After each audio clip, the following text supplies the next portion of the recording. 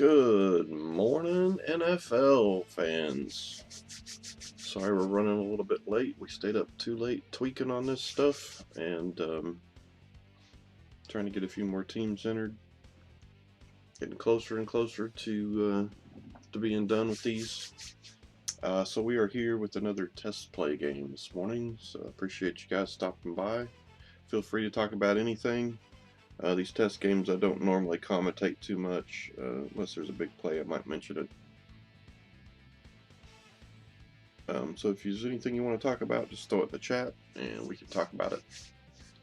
Also, you can catch this later if you want to on my YouTube channel of the same name. And trying to use teams as we go through these. I think this is the 4th test game. Trying to use teams we haven't used in test games before. And as you can see, mixing up the uniforms a little bit. Maybe to get a somewhat old school feel. I almost went with the Arrowhead helmets, but I haven't used these. I don't even think in behind the scenes test plays. I don't think I've used these. So we're going to go with the yellow helmets today. And let's go ahead and get this started. Pretty much just after what we get with the stat lines at the end, trying to tweak the settings to get the most realistic as we can. I do have the presentation turned off. Actually, maybe we should turn that back on real quick. So once we get to the game here, we'll fix that.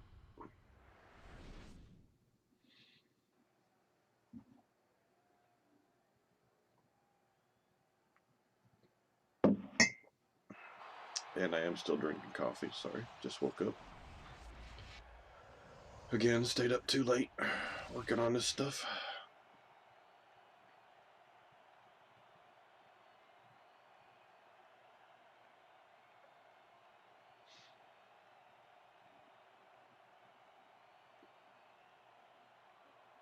And I do have the stats for the coaches entered for these two. I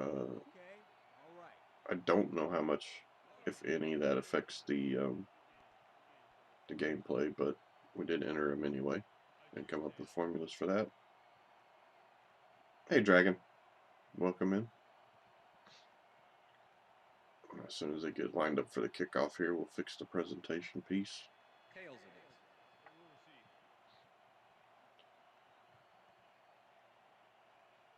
Yep, thank you for that. I'll send it over when it's ready. Alright, lined up for the kickoff. Let's go fix this.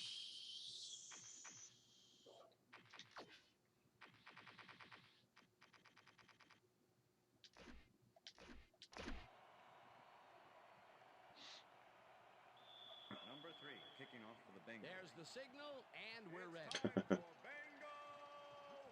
Number 3 boosts the opening kickoff. There we go. I've got like, I don't know, 5 sets of settings I'm trying to figure out which one's the best. So this is yet another set. I tried the Dolphins and the Colts last night, which I'd used the Dolphins in a previous game, so I didn't want to use them again. But Peyton Manning threw 5 picks. So I don't think that's going to be the settings that we want. So I did tweak them for this game a little bit. I don't mind them throwing some interceptions, but 5 seems a little bit high for Peyton.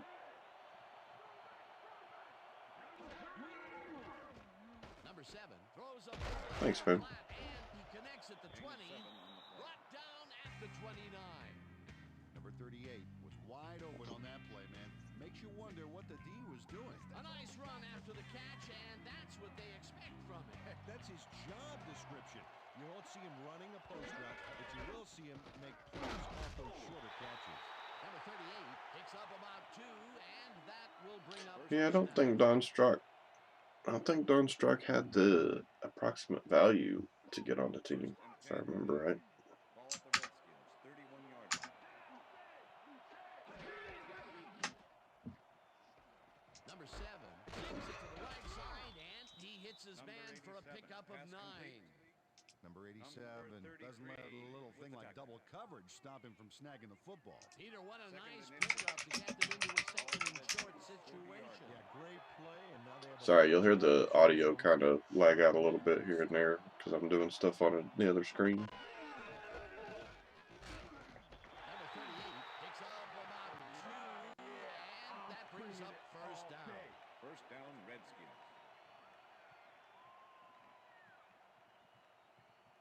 First down, 10 yards to go. Ball at the Redskins, 42-yard line. And the strike was Number 84 he was the backup most years, wasn't he? Yeah, that's why he didn't get enough proximate value because he was a backup. He only started 7 games in 78 was the most starts he had in the season. Everything else was 4 or less. So his approximate values were like 2, 2, 0, 4, 3, 1, 3, 2, 1, 0, 0, 1. Yeah, he had like 21 points for his career, which is how they made the roster. I used their actual stats with formulas to come up with their ratings, but they actually, I went by the AV for, which I can move that over to show you what I mean. If you've not checked out the site, this is actually what I did. Non-Strock. Scroll down and you see his value was 21, and he started 7 games in 78 was the most he got. So this would not allow him to make the roster because most of your starters on these rosters are anywhere from 70 to 120.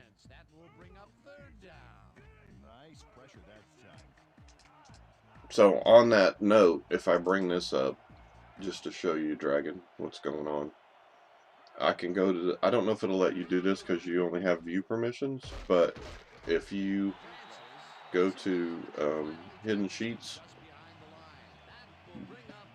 there's a bunch of hidden sheets down here, which is where I process the AV stuff.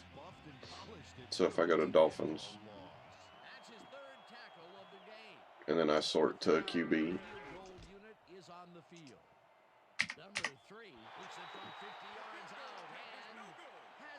then you can see the kind of points it takes to make the team.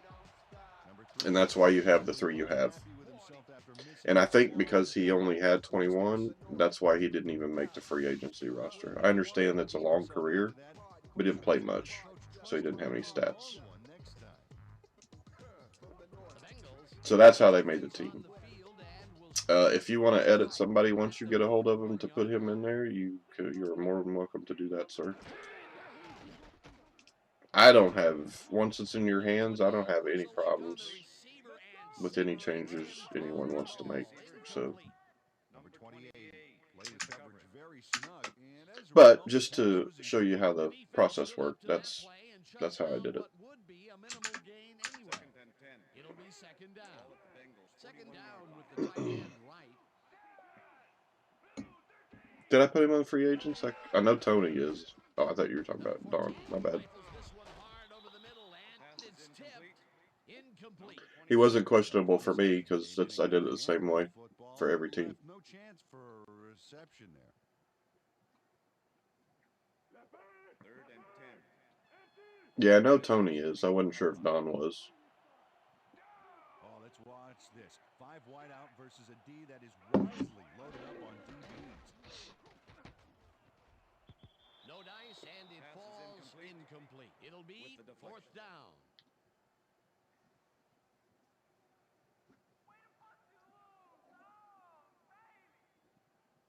All right, so we are not quite halfway through the first quarter and still no score. Looks like the Bengals have to punt here.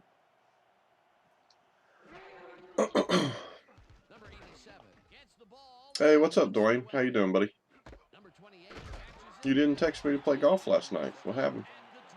You said you played pretty good, though. Number 28 didn't have much room to work with back there. The special team squad made sure he couldn't respond to that really nice punt. What's going on with my phone? Oh, there it goes. The Redskins had their last drive. You guys can hear me all right, right? I assume you can since you're responding to stuff I said. I was playing Fortnite. I was like, I'd have jumped, dude. Fortnite's ass, dude. I just was playing with Dersh and them. We did get like 4 wins in squads, so just no First builds. down, Redskins. Catches the hard You could hear throw, cool. and it is well past the markers for a first down. First and 10. Ball at the Redskins, 41-yard line. Oh my God, Dragon, you gotta. I didn't realize you weren't. How are you gonna fix the? So you have to.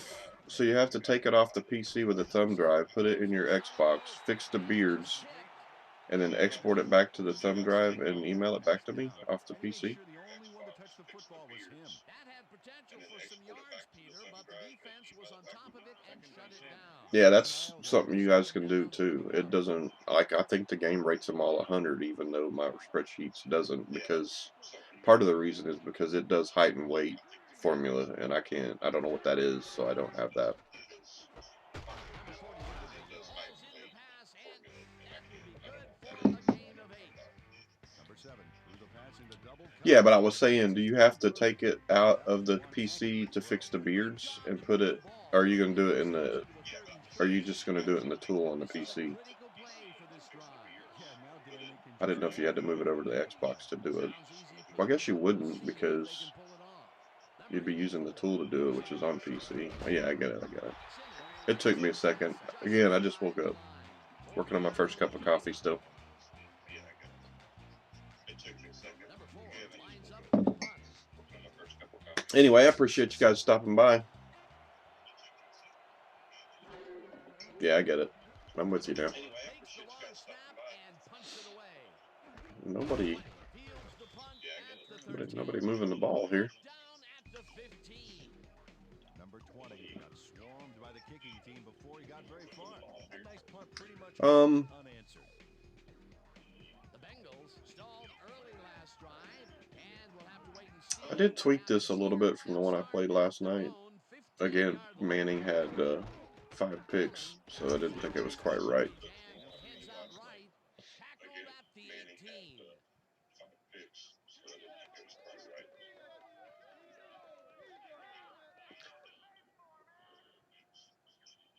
Yeah, I think it'll be cool, Dragon. I Second just, down and 3 I wide did out. mostly the look on the field. I didn't really care what they looked like with the helmets off or on the coin toss or whatever. Just try to make them look Now normal on goes the in field to motion. what they, as close as I could to what they looked like in real life when they played. Intercepted. Interception, Tackled at the Redskins. Why would 26. you throw that? And the guy's standing right in front of him. That's the part I can't get it to fix. See, like Ken Anderson, he had pretty long dreads, or Angelo Hall locks, showed I why should you say. think twice before throwing a Not pass John in said his dreads. neighborhood. Watch. Great presence of mind to try for the football there. Boy, that was a heads-up play to come away with his first interception of the game. Yeah, you got to love D like that. The Redskins are going to try and But the capitalize only on one the with decent interception enough facial to hair to start be this Ken drive at the Anderson was 26-yard the line. bald-headed guy, unfortunately. So that'd be cool if your stuff Number fixes that. 30 takes it for his 5th carry and only gets back to the line of scrimmage. Jones Number with the 38 tackle. didn't get very far on that last play. Yeah, Even had the help of some blocking. Second and 9. I guess the defense had their number. Not much there. It'll be second that's the down. one limitation of the game I don't like. I wish it was a little bit more customizable in that. Number 38 gains 8 yards Like, I and wish it takes actually it to had the first color down. picker for the skin and that kind of thing, rather than just what set of faces you use, Lowered his shoulder to make that the kind of play thing. here. That's how you break through a tackle, baby. It looks like he managed to outmuscle the defender there, which is a surprise because he's not known for his strength. That surprised me too, especially against one of the more agile defenders on the field. Number 7 zips it to the right Oh, side, trying to take and it's out at advantage. the 4, Jerry Smith with and the he stopped catch. right there. Trying to take advantage of the First pick. and goal. First and goal. Ball at the 3. But anyway, what I was saying before is I think it Tough for rates the the, quarterback. like, High impact action right for here. example, Ken Anderson and, Number 85 goes in motion. Boomer Esiason. Why couldn't I think of his name? I think the game rates them both at 100. Number 38 picks up a So yard on the play, and that brings up second I down. think it does it in And he order does an though of how, excellent job of staying like, with which the one it man. thinks is That better guy and will so make on. a good tackle. Yeah, looked like the skill So I think, well, in that case too, the Theismann Law thing. So even if you wanted to switch them, it wouldn't look out of place because I think they're both 100 in the game. Again, my spreadsheet doesn't take height and weight into consideration, and I don't know the exact formula for overalls in the game, so it's just more of a reference for me, uh, based off their stats, to know who might be better. And then that's how I set it up for the depth charts as I go. One thing I do have to do after I get them done is I have to go in and set up the, like, say in the Browns case, the single back sets. I've been moving the fullbacks over to that are appropriate. Like in that case, would be Jim Brown. So he would get a lot of carries from, say, a tailback perspective instead of a fullback. So I've been tweaking that. Or I will have to tweak that once the roster ratings are done, and then I have the same thing for like what was the other team? There's another one that has the same kind of thing. Oh, the Dolphins with Zonka, and what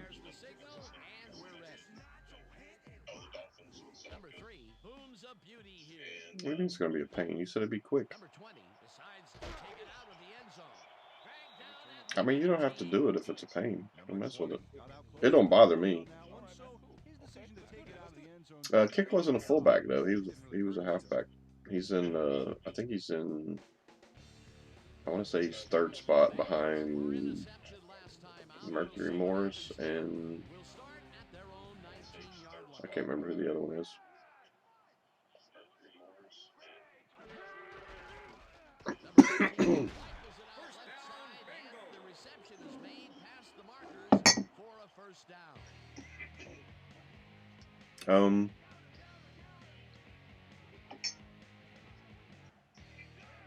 So I have to adjust stuff like that, and then I also have to go through and I think I have to play a game to do it. Well, I do have to play a game to manipulate yeah, Tony Nathan.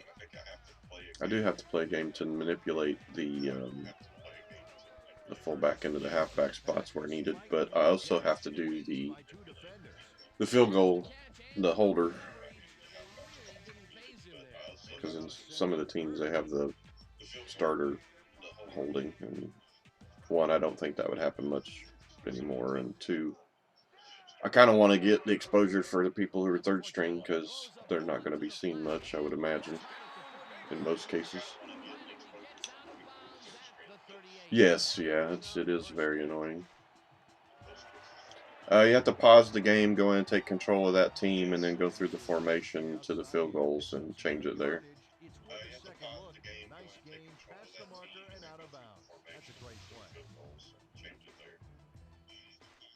Yeah, it's a pain. So you have to play the games to go in and check the teams and fix it if it needs fixing. But it doesn't take very long, and I just don't know if you can do it and then back out and keep it. I don't know if you'd have to play out the game and then exit normally for it to not go away. I'm not sure.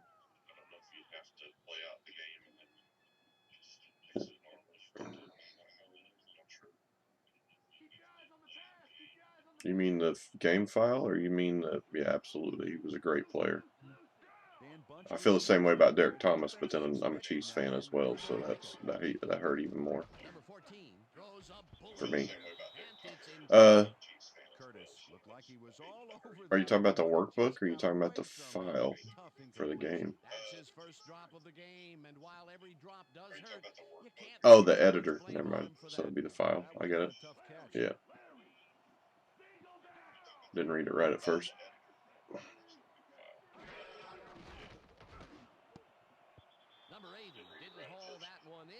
Well, I mean, you will be able to once you get it.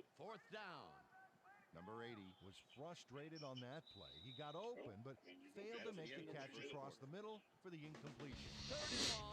Alright, so I've only seen the one pick so far. Did you guys see any picks other than that? The ones that the Commanders, I used air quotes, the Commanders scored on? after they picked it. Number 1. The Redskins are out in front, 7-0. I think that's the only one I saw.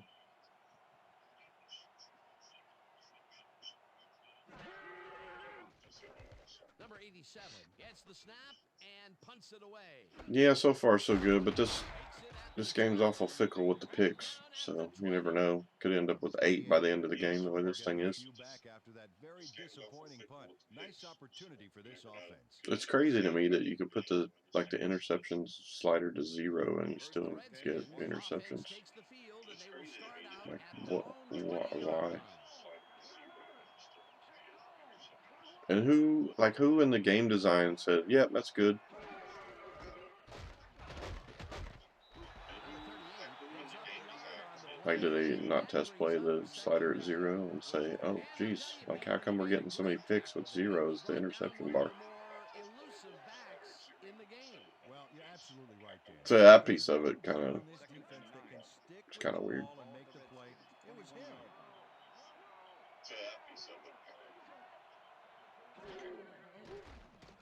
Number 7 throws a heater, and he's on target for a gain of 5. Number 7 So made a the nice throw Redskins with there. the lead Got and the past ball. the Mitchell defender. on the Another short, catch. controlled pass for the completion. Their short game has been pretty good. About par, yeah. They haven't been nickel and diming them, but they've been nickel and diming Trying to Pass from the decide. tight end to the left. Oh, dude, he was wide open. First down, Catches it left Redskins. sideline, and they convert on third down. Trying to decide if I want to Number do some kind 84 of voice goes one-on-one manipulation on this once play I and start a reads his man. franchise He executed that pass pattern perfectly and to made call the the catch. games with, Nice reception. No, like they old couldn't time cover radio, him man to like man. something He to was change my one step voice ahead for of the that. defense. And A nice gain, and they easily I don't know. convert on We'll see. third down. Yeah, that was a good call. 8 of 11 is pretty good. See if we can keep that going. Ooh. Oh, he got out of it. Fires this one First over down, the middle, and Redskins. the He reception is disappeared. I made thought he was past the sacked. markers for a first down. Oh, I'm out of coffee. First and 10. All right, guys, I'll be right back. I'm going to grab some more coffee. 38-yard line.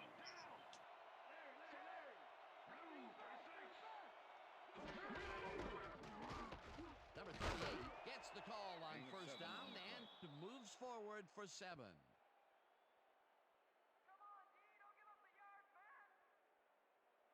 Second down, Second and they 3. line up with 3 Ball tight at the ends. 41.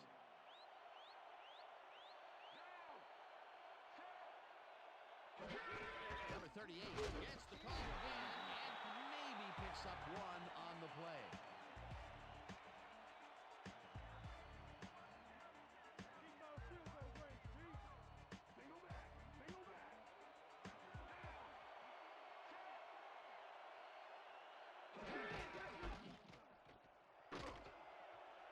Number 38 is at the 30, First down, Redskins. eventually runs out of bounds at the 25. It will be first down. Number 38 makes a great play here, picks up some huge yards, takes it to the outside, then eventually runs out of bounds. Check it out. Nice play. He got what he needed, and then he headed for the sidelines. Peter, they did what they needed to do, and they squeak it past the first down line. Yeah, he knew what he needed to do, and he done First did it. and 10. How eloquently Ball put. at Thank you. 25.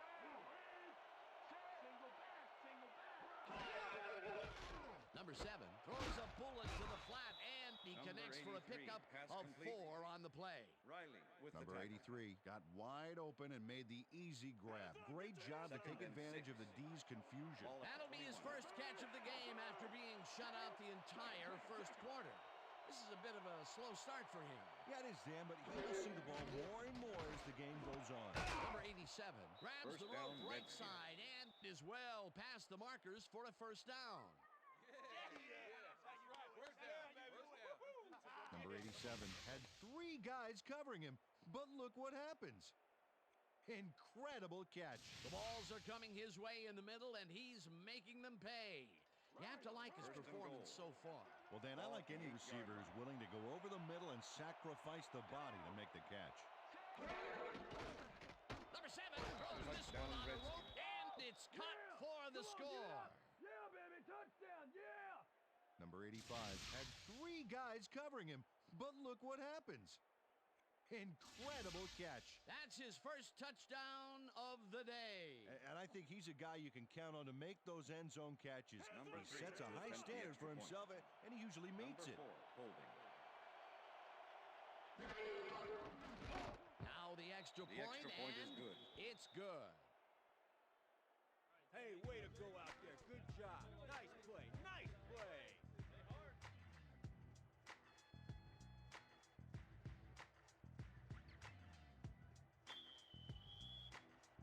The ref gets the signal, and we're set. Number 3 booms a beauty here. Jones decides to take it out of the end zone. Tackled at the 19. Yards on the play. Jones took it out of the end zone, and while it may have been a little risky, he gets out close to the 20, so it all comes out in the wash. All right, I'm back. Wow, looks like I missed a touchdown while I was gone. The Bengals offense has taken the field, and they have been having a very tough time passing the ball. They have a All right. here as they start off at their own 19-yard line. Dwayne, you still here? What are you doing today? Couldn't connect on this one. Incomplete. Johnson was the intended receiver. London Fletcher with the coverage. Number 14 has had difficulties, to say the least, and now he's second-guessing everything he's throwing. Terrible day. Yep. So far, he's Are you struggled to playing get anything 43 today? You got any yards plans? and 1 interception. Are you busy?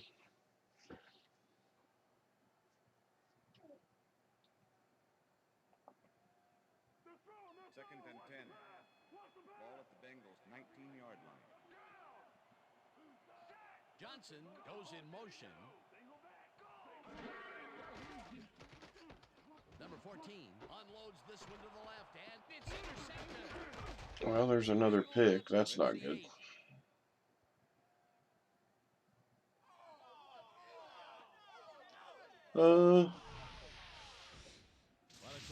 I mean, if you do it before 1, I'd certainly play with you if you want.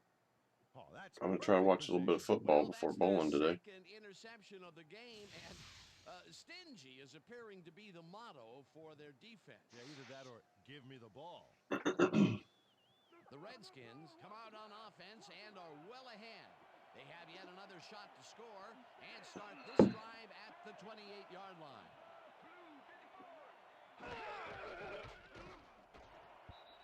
Played a few rounds last night with Zach. A couple, 2, I think. I won the first one, and well, we weren't really playing against each other, just Stableford, but I had higher points the first one, and then he got me by 2 the second one. I think that's what I got. I think that's what I got him by the first one was 2. Could have been more than that, but I don't think so. Zings it to the right side, and the reception is made past the markers for a first down. Number 84 is just crazy good on this play, Dan. He refuses to be intimidated by triple coverage. I would have tried to throw somewhere else, I think. Oh, but it didn't matter. He made the catch. Great job. A well-designed play there, Peter, and they will move the chain.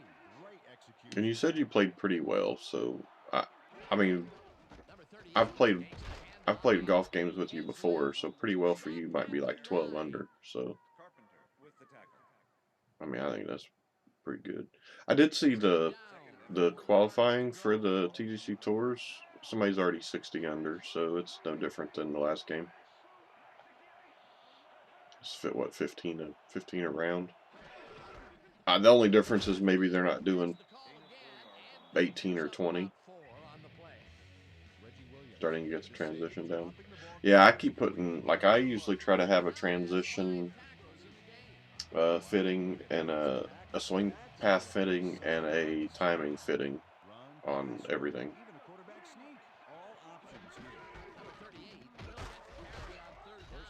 I still don't hit timing every time, but it's decent. Like enough I can handle it. I have had a few rounds where I've had 100% fairways on my drives though, so that's nice. But I've ranged anywhere from 55 to 89% of greens and regs, so it could be. And then sometimes I putt well, and sometimes I can't make anything. So.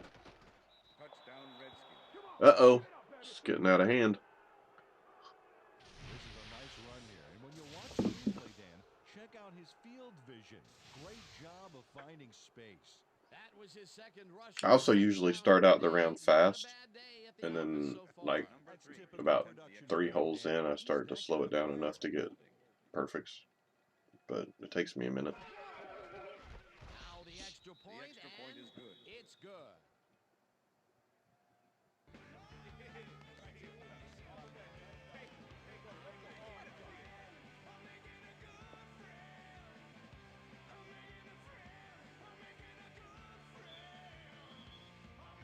The ref gets the signal, and we're set. Number 3 rockets this one deep. That's one of the other things I'm not a big Number fan of 20 is I turn the dives this music in the off, but end it still zone does for a some of touchdown. that, like between the score and the kick. I don't seem to be able to turn that off. Are fading fast and are in need of a score. Their offense will start this vital drive at their own 20-yard All right, line. Ken, throw it to the guys in the black, not the white. Whoa, he did a... Brown hauls it in right No, it to was the 30. not a Ball's fumble. loose. They'll And he overturn that. stopped right there. It's all right. You can do it. Come on. Don't worry about it. That's right. That's right. Number 27 turns things around by forcing the ball loose. It gets recovered right here. And they get some good yards out of it. Great turn of events for this defense. Peter, there are many ways you can start a drive. Brown, dude, you got to catch that turnover's ball. not one Hit of him right in the them. hands. Definitely not. That was a big... Coach Lewis is not happy with that call, and he's going to challenge it. Also, I changed the names on the coaches, and it doesn't change the... Like, it doesn't even say the coach or anything. It just still says the old name, This is their first challenge of the game, and even which if I they also lose don't this like. one, they I still wish have that would one challenge at least left. say Washington coach or something. Well, Dan, we've got to see if the receiver established possession before he lost the ball. But I don't think I'm going to have the presentation on when I do the season, so I'll be able to say the right coach, I suppose. After review, the play stands. The receiver What? did have possession. It is What? therefore ruled a fumble. Cincinnati will be charged. There is no way that guy had that ball long enough. That will cost them a That's an touchdown. awful You have to call. believe that he is not very happy with that call. What? Let's do it. All right. That is terrible. Well, I mean, I guess that's a pretty good sim, because that call was really bad. There's no way he had that ball long enough to be a catch. As they start this drive at the 24-yard line. That's crazy. Number 38 takes it for his 17th. Well, I mean, on the plus side, it wasn't a fumble, or it wasn't a pick, right?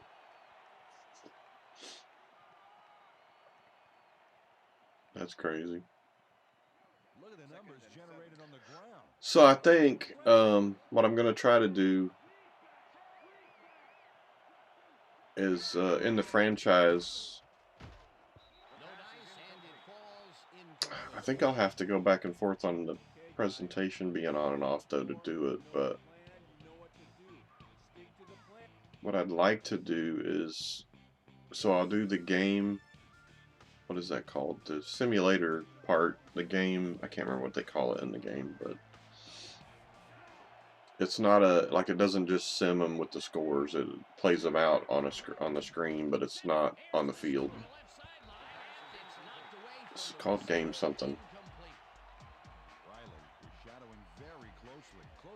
Anyway, I'll do that for all the games except for the Monday night game, because I'm doing custom schedule too. So I have it set up to where every team, at least one time, is on the Monday game. And so that's the game that I'll play. I'm trying to decide if I want to do 2 for week 1 or not, but the way I'm going to do it, I think the streams are going to already be over, or probably close to 2-hour mark. But anyway, what I want to do is start with those and do all of those games to get to the Monday game. Play the Monday game out like this. And then once that's done, I go back to the menu and do the franchise schedule. And do the Sports Center update for that week with Berman talking. I just have to go back and turn the presentation back on for him to do that part. And then I think that's what I want to do per week.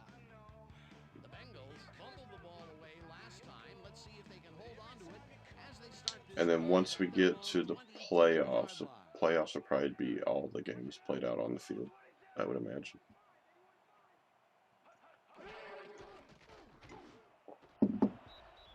Anyway, that's my plan of what I want to do with it. Cincinnati's playing awful right now. As you can see by the numbers, it's all bad. Up to now, Jeez, dude. 59 yards and 2 interceptions. Wow. You better have a huge, huge second half. Second down at the tight end right. Ball at the Bengals 22-yard line.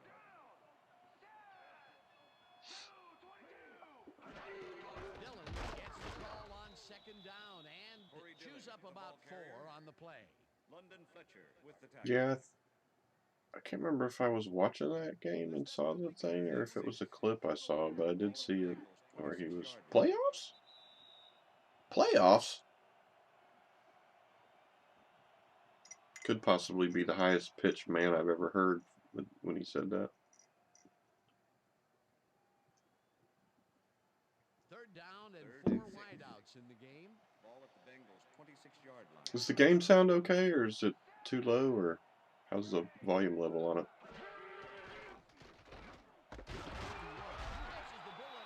I just noticed when they weren't talking, it didn't look like it was showing any crowd noise, so I just wanted to see what you guys thought the level was like.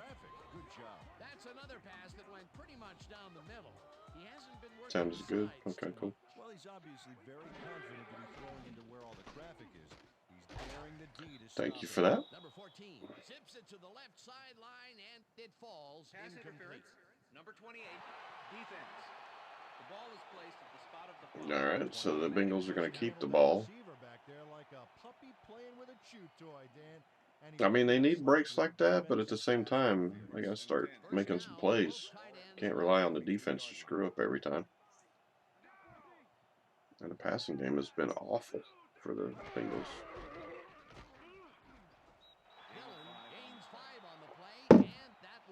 Run's not been too bad, but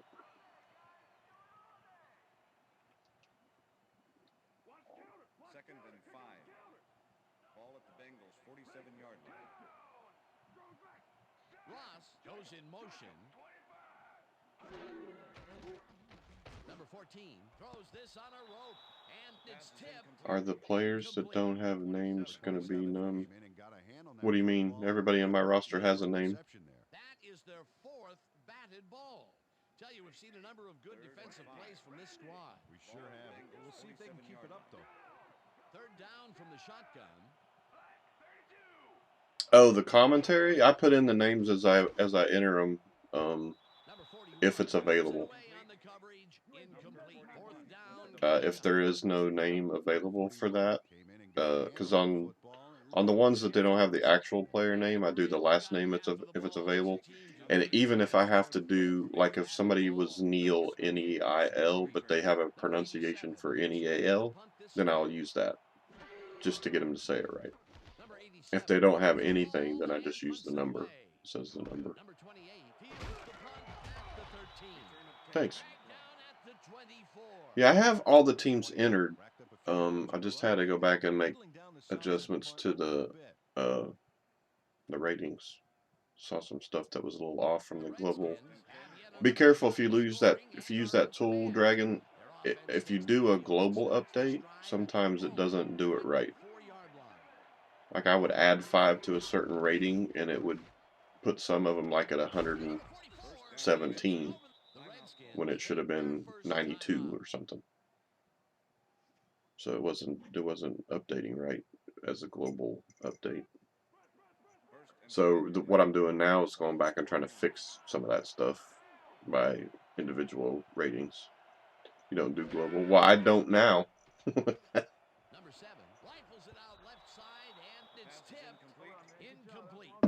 Ryan Simmons came in and got a hand on that football and left no chance for a reception there. You know, as a team, they are batting down passes left and right. That is No, I played a test game last night. Thanks for the tip. You're welcome. Down, 3 wideouts in the game.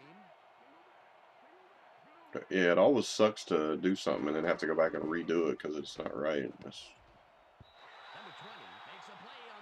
I'm experiencing that at work right now too. They keep changing crap after I get it done. Offense. 10-yard penalty. Holding. Oh, wow. Clearly Repeat held his second man down. back there. Offensive holding was the right call. That was another. Well, no, I think he's actually a running back. Ball at the Redskins, 41-yard line. I feel like the Redskins are another one that have that though, with the fullback thing. I could be thinking of somebody else Number though. 7 zips it to the left sideline, and it's tipped incomplete. Jones came in and got a hand on that football. It left no chance for a reception. Did I put? I think I put Tom Rathman into the free agents as well. He didn't. That's right, Dan. In a He way, didn't have some of the enough defensive guys AV to will make go the ballistic. roster Third down from the on. for these guys. I think that's these guys. Maybe I'm thinking of the 49ers.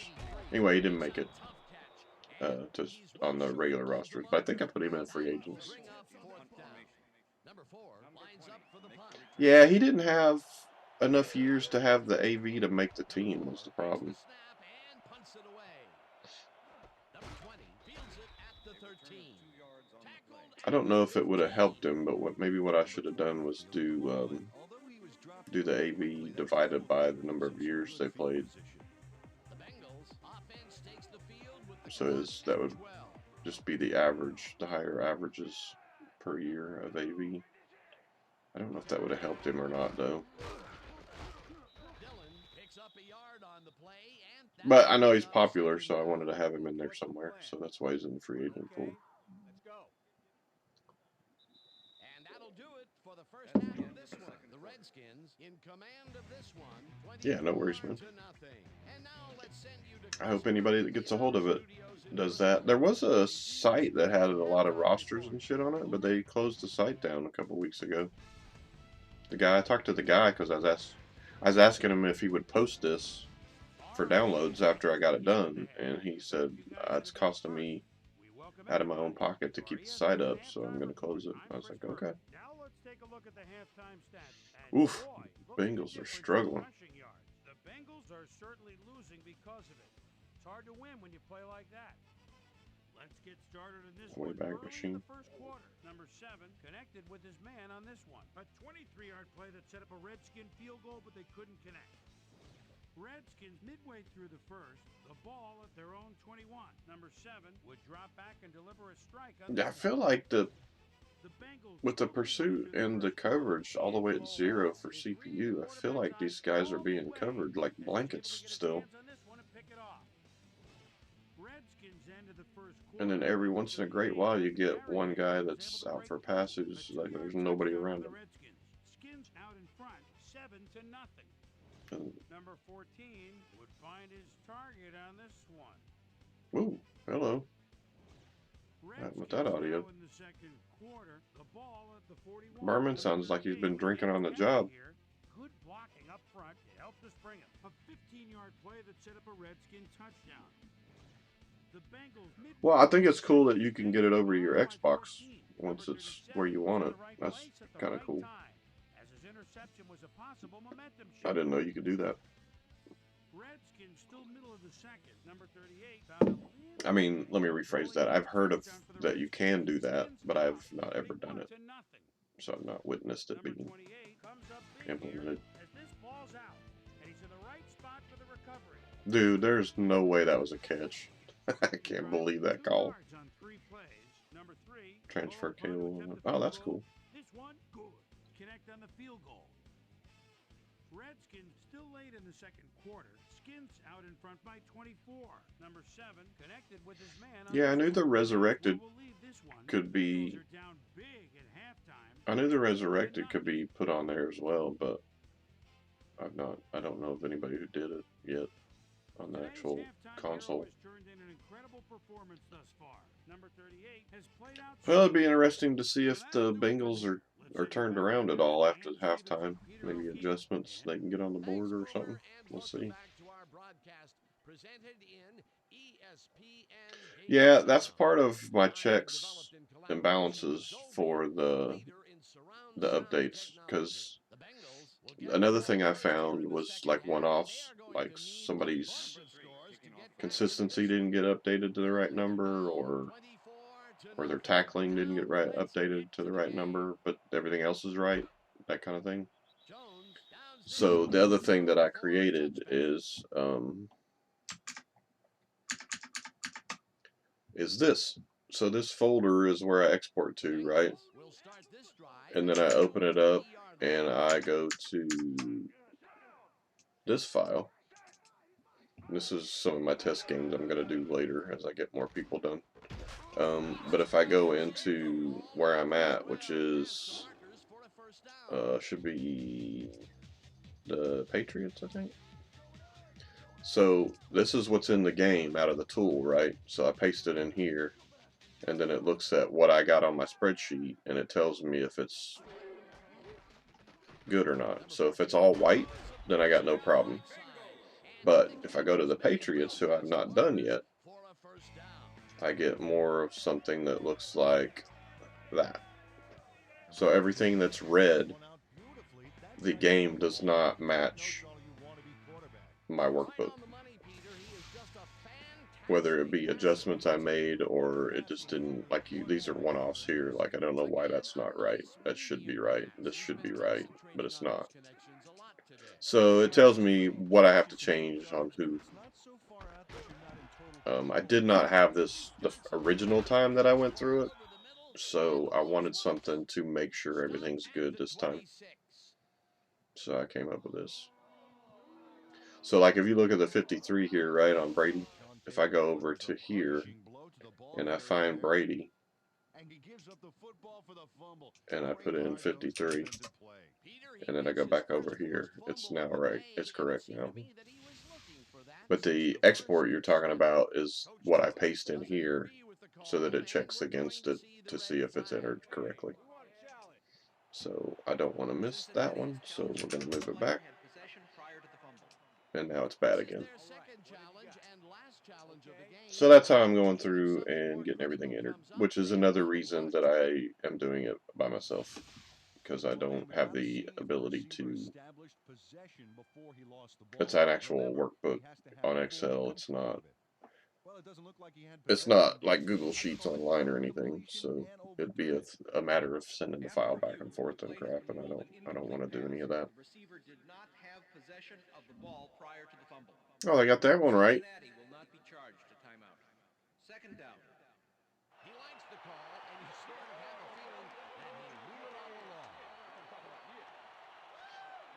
So you understand now. It's very involved with how I did it, but uh, I am pretty happy with how it's turning out. Yeah, absolutely. A little easier to explain it on here than it would be to just try to type it. Brown goes in motion. Just ever, like of anybody, or just me? Hmm. Makes a play on this and forces the incompletion. Was that Daryl? Was that Daryl Green? For me, yeah. It told me when you first typed that it was you were the first time. What did it say? It said first time chat is what it said, and it highlighted your name.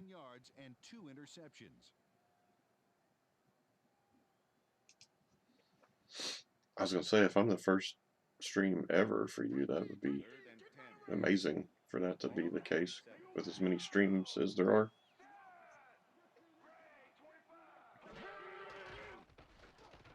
Number 14 throws a big high. Oh, I appreciate you stopping by and the interest.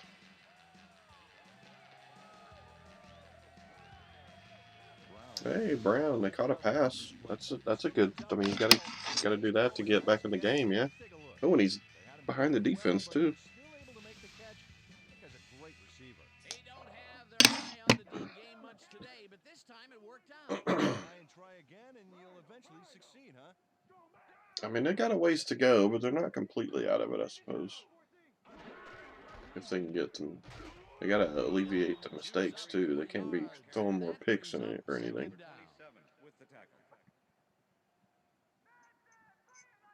Yeah, I hope so. If I can get the settings right, it'll be pretty fun on my end too. I think you said you're a CPU versus CPU guy as well, but so am I.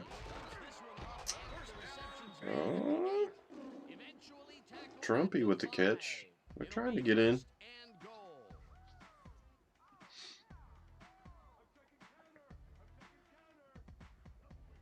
Oh, that's awful. You need to throw this one for a touchdown, Ken. Get that rating up a little bit. Once he closes his grip around you, you are not going to get free, regardless of how evasive you are. I think London Fletcher made the tackle on that one. He could probably juggle bowling balls or wide receivers for that matter.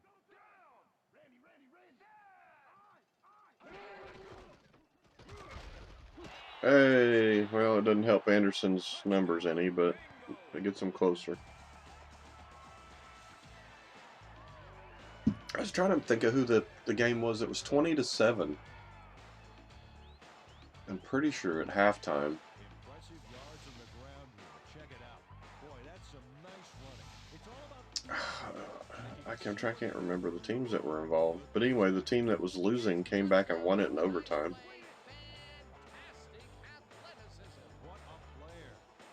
It might have been 17-7 at halftime. I can't remember for sure, but the losing team ended up winning, which was pretty entertaining. I can't remember what teams it was though. Oh yes, I do. It was the Packers at. It was the Green Bay at Carolina. And Carolina was down 20-7 at one time, and they came back, tied it. They went into overtime, and neither team moved the ball on the first possession. And then the second possession, oh, they got a turnover. And then the next one, they the third possession, they went down and kicked a field goal to win 23-20. So that game was pretty entertaining. So I don't know if that's where we're going here in any way, but. So I think the Bengals coming back, you think? Oh, got to hang on to the ball if you're going to do that. I don't know, though. The Washington got a pretty good secondary. So, I mean, I guess I get picks, really. You got Sean Taylor out there. You got Darryl Green out there. Was it Ken Houston, I think's out there.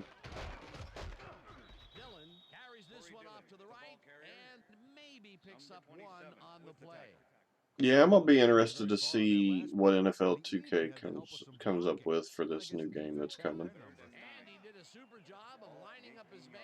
I know they can't technically do simulation, but I feel like, I mean, they said, I think too, that they're gonna get as close as they can without, you know, being a legal issue. By God, you might be right. Anderson needed that. His numbers were not good so far.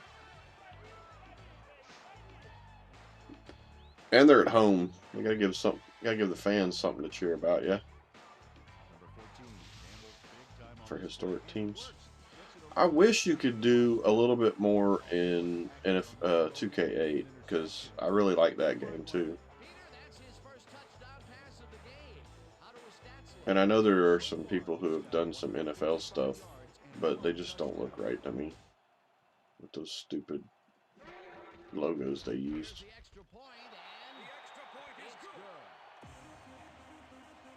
I'm probably going to do another version for myself, Dragon, that does not have dupe numbers. I had it that way at one time, and Chris said he wanted the dupe numbers, so I changed it back. But I even had it entered in the file to not have dupes. And he's like, well, if they have the same number and they're both legends, how do you figure out who changes? I'm like, well, the way I do it is I just look them up on that site and see who had another number besides that number, and I change them to that. And then if it matches somebody else, I see if that person had another number, or if the person I just changed has another number, and I just work it until I got no dupes.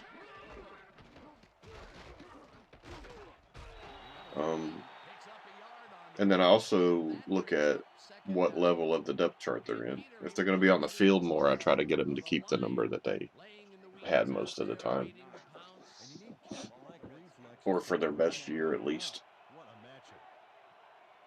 a matchup. stats-wise. Which is a little harder to do for linemen because they don't have much for linemen on there.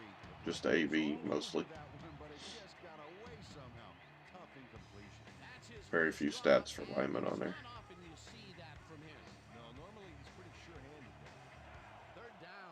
Unless they did something like catch a touchdown or throw a pass or something. Uh-oh. You better tighten up, defense.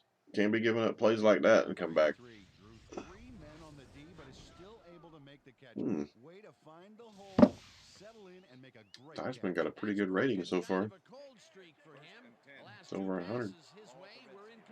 Yeah, let's see if he stays on track.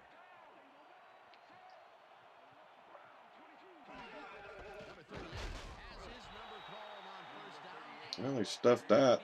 Francis on the tackle. Number 38 played it smart on that last one by following his blockers, but hey, they were unable to open up any holes for him. Not much there. It'll be second down. Got to take what you can get, Dan, but they were hoping for more. Oh, I thought he was going to get him. Crap. That dude came up the middle clean. I thought he was going to clean Theismann's clock there. Two defenders and comes away with the football. Oh, nice catch. Another great catch. And Peter, he's been working. It looked like the lineman tried to come over and pull to get him, but didn't quite get there. But he got rid of the ball quick enough. I don't think the Bengals can afford to give up anything but a field goal. They really don't need to be giving that up, to be honest.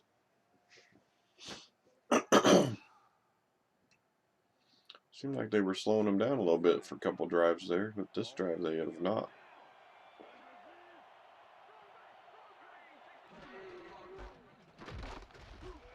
Number 38 gains 3 yards, and that brings up third down.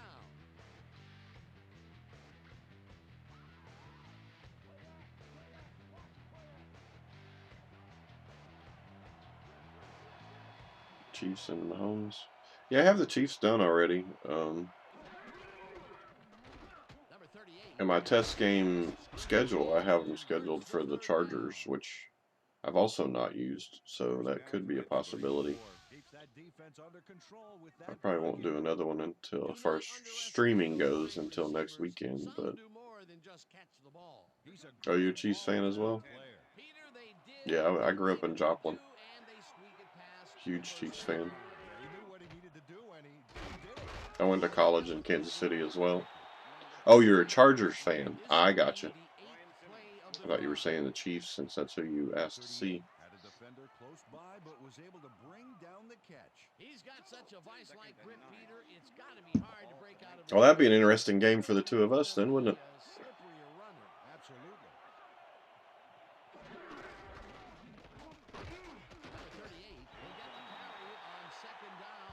Both teams are great. Yeah, see, I'm biased. To me, only one of the teams is great.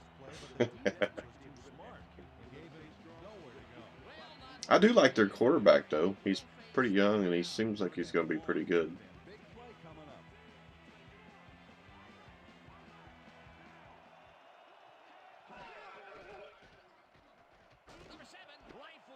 Oh, no! They did not need that. Crap. Oh, that's not good for the Bengals. Theismann is killing it. Well, that's a great catch and a great completion. I think that's 2 touchdowns, no picks for him. That gives him his second touchdown of the day. So I think he's got no picks, and I think Anderson got 2. Well, he did just throw a touchdown to Brown, so that'll help his rating. They're going to have a big fourth quarter. Oh, I do like that playing drive was more than 10 plays. That's nice.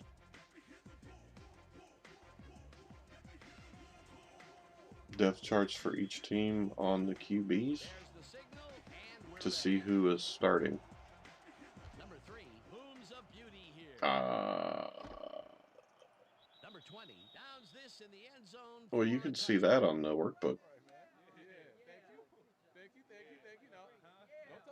Because they should be in order of who I have as the highest rated.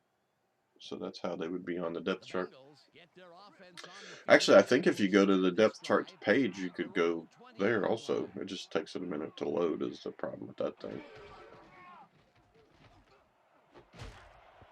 Number 28 puts a lick on the Gotta hang on receiver to it, and Trumpy. separates Your him team needs from you. the ball. Incomplete.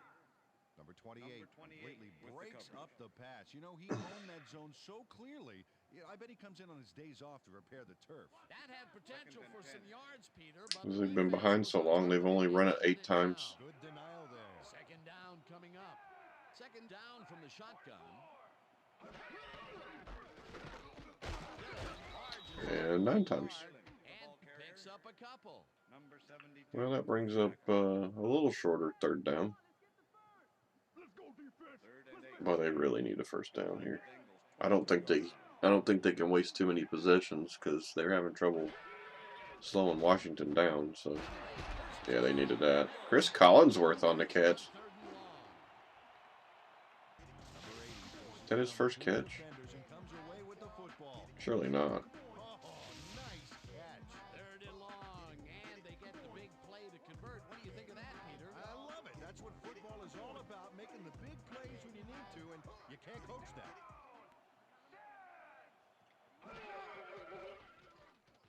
Number 14 gets all of his arm into this. I do have a page on there. I don't know if that's what you're looking for, Dragon, but if you go to the workbook on the web page, I have the this is for picking the teams that are playing in your matchup in case you're calling the game, so you know who's what number, that kind of thing. But if you go all the way down to the right, there's a depth chart page. So it's lined up just like it is in the tool. So I pick what team I'm working on. I need to go ahead and change this to Patriots because I've already done the Panthers. And it takes a minute to load, which you can see up in here. And you can see that it's shared with you, so your name's right there. So once it does, it takes it a minute to update. Everything is laid out just like it is in the tool, so I can enter it right. And originally, you see the blank there on that one. Originally, I had, what is it, 54 on the roster? Or 55, I can't remember. But I ended up with one extra, so that one I took out was depending on who was on the team and what their overall rating was. So, like, these guys are missing the right guard, so I removed that guy.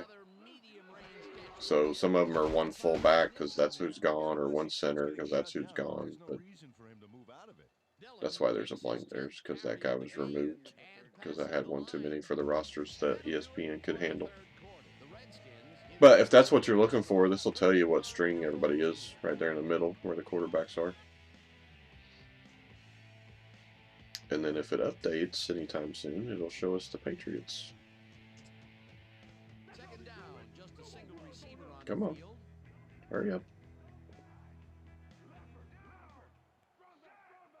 Come on. You can do it. We believe in you.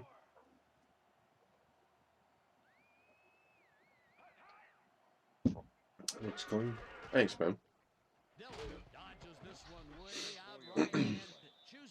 Yeah, I had it laid out left to right, and it was a little harder to match up to the game and make sure everything was right, so I rearranged it to this.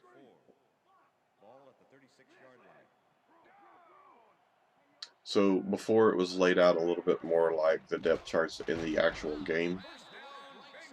You had to have the player cards that you move left or right to change the depth. Well, I don't know about that, but thanks. Come on, you can do it. Move it along. I tried to move this over to Excel so it would update faster, but it wouldn't bring the formulas over.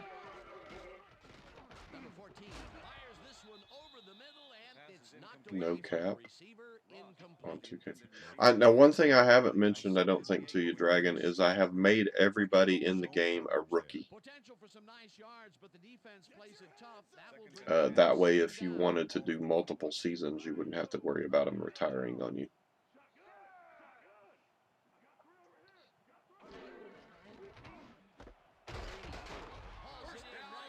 And cap doesn't matter. I was thinking about manipulating the contracts too, just to make sure they don't jump teams or some crap. You just do play now? Oh, okay. Well, I was talking about from a franchise perspective. So if you wanted to do that, you could. Number 84 goes in motion. Number 14 throws a bullet to the flat and it's off. Incomplete. So if you only do play now, I was going to say, why would you want me to do a franchise roster with a custom schedule for you? Second and goal.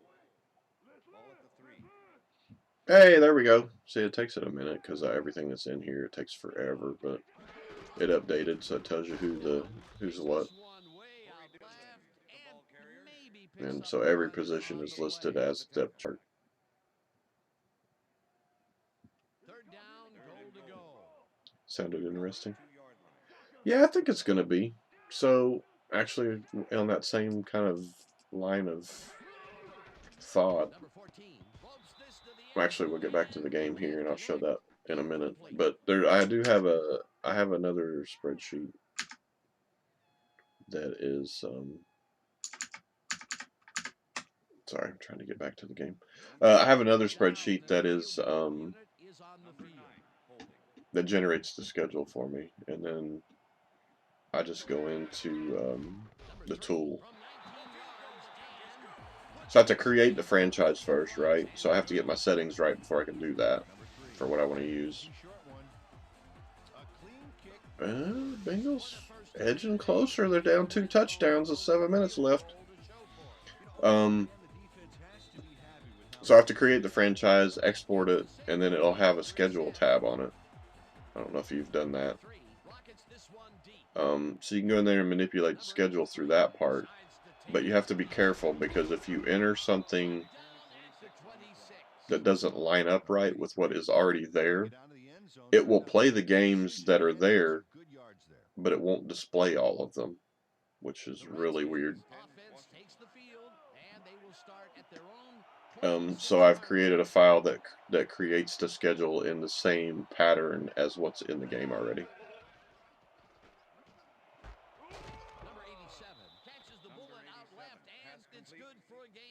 Just leave it the way it is. You mean on the schedule? Oh, I'll be doing that part before I send it over for the schedule part. I was just trying to explain how it works. So then I manipulate it there, and then I save the franchise, and then I load it back into the memory card in the emulator.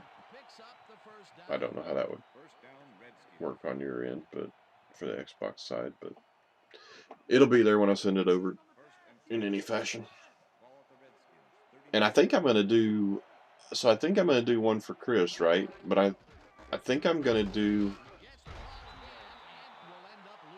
I think I'm going to do a new schedule for the one I send to you, and I'm going to do another schedule for the one that I use, so that we're all different if we use franchises.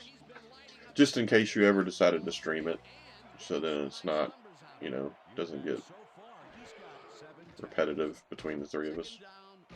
And or who, I don't know if anybody else will do it and do their own schedule or whatever.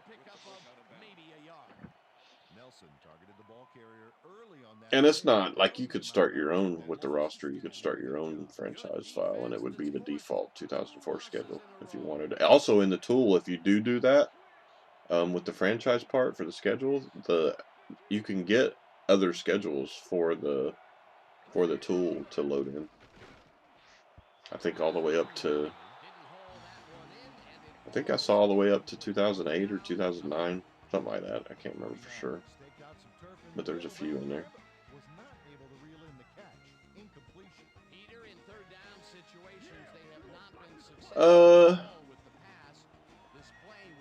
No, I'll probably wait for the bearded people to be fixed if you're going to do it, and then I'll send it over to him. Number 4 gets the ball and pummels this one deep. He's got some pretty good projects going on right now if you're not subscribed to him on YouTube. Well, Peter, some interesting information on He his streams race. live quite a bit, and he's got some pretty good projects super quickly. Well, I mean, don't rush yourself to that event. He's not. I don't think he's starting his until the beginning of the year. It was like tearing a single page out of War and Peace. It doesn't make much of a dent. I am, by the way, guy is a beast. Did I miss something there?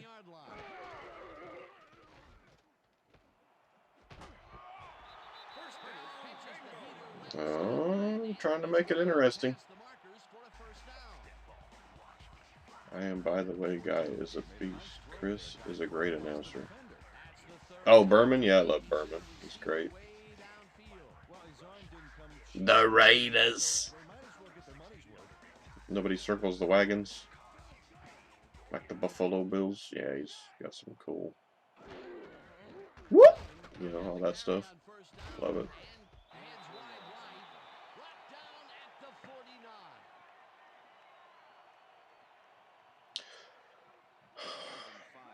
The guy you were going to send the roster to. Oh, yeah, Chris Slovic. Yeah. Yeah, he does some entertaining stuff. Yep. Well, check out the passing performance here. He's up to 250. He hasn't been sacked yet. Just too many picks. I don't know about running the ball down 2 touchdowns, but I guess maybe it's all right if you don't give up any more points, maybe.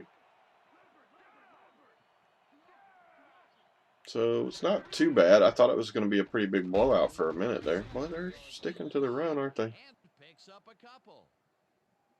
I thought it was going to be a pretty big blowout, but Cincinnati's trying to make it interesting.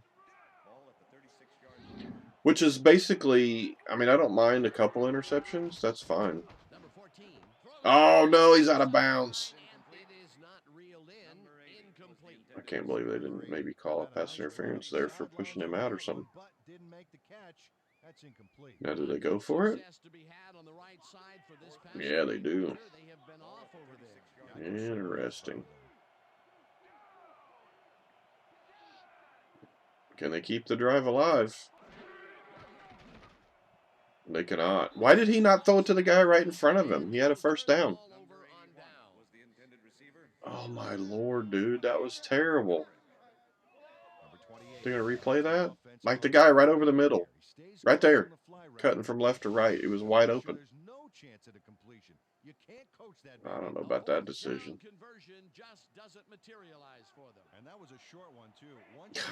I mean, I understand they want to score fairly quickly, but you got to take that first down and then try to score.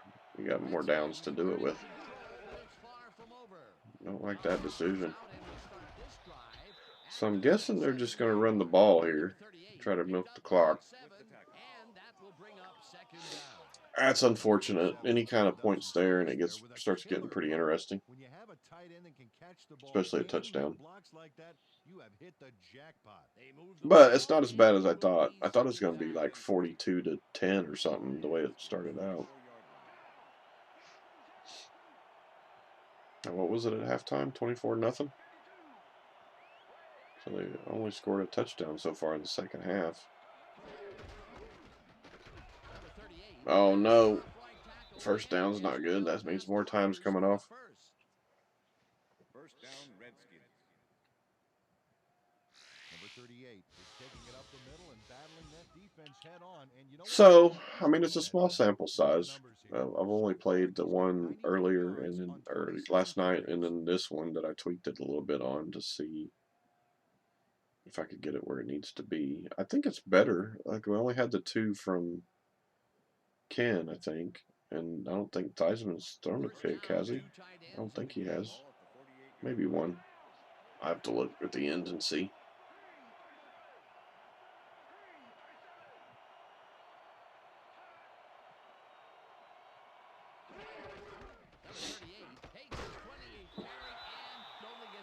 Oh, is he hurt?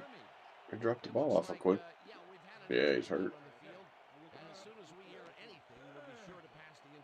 Well, Unfortunately for Cincinnati, he didn't get hurt before he trampled all over their secondary.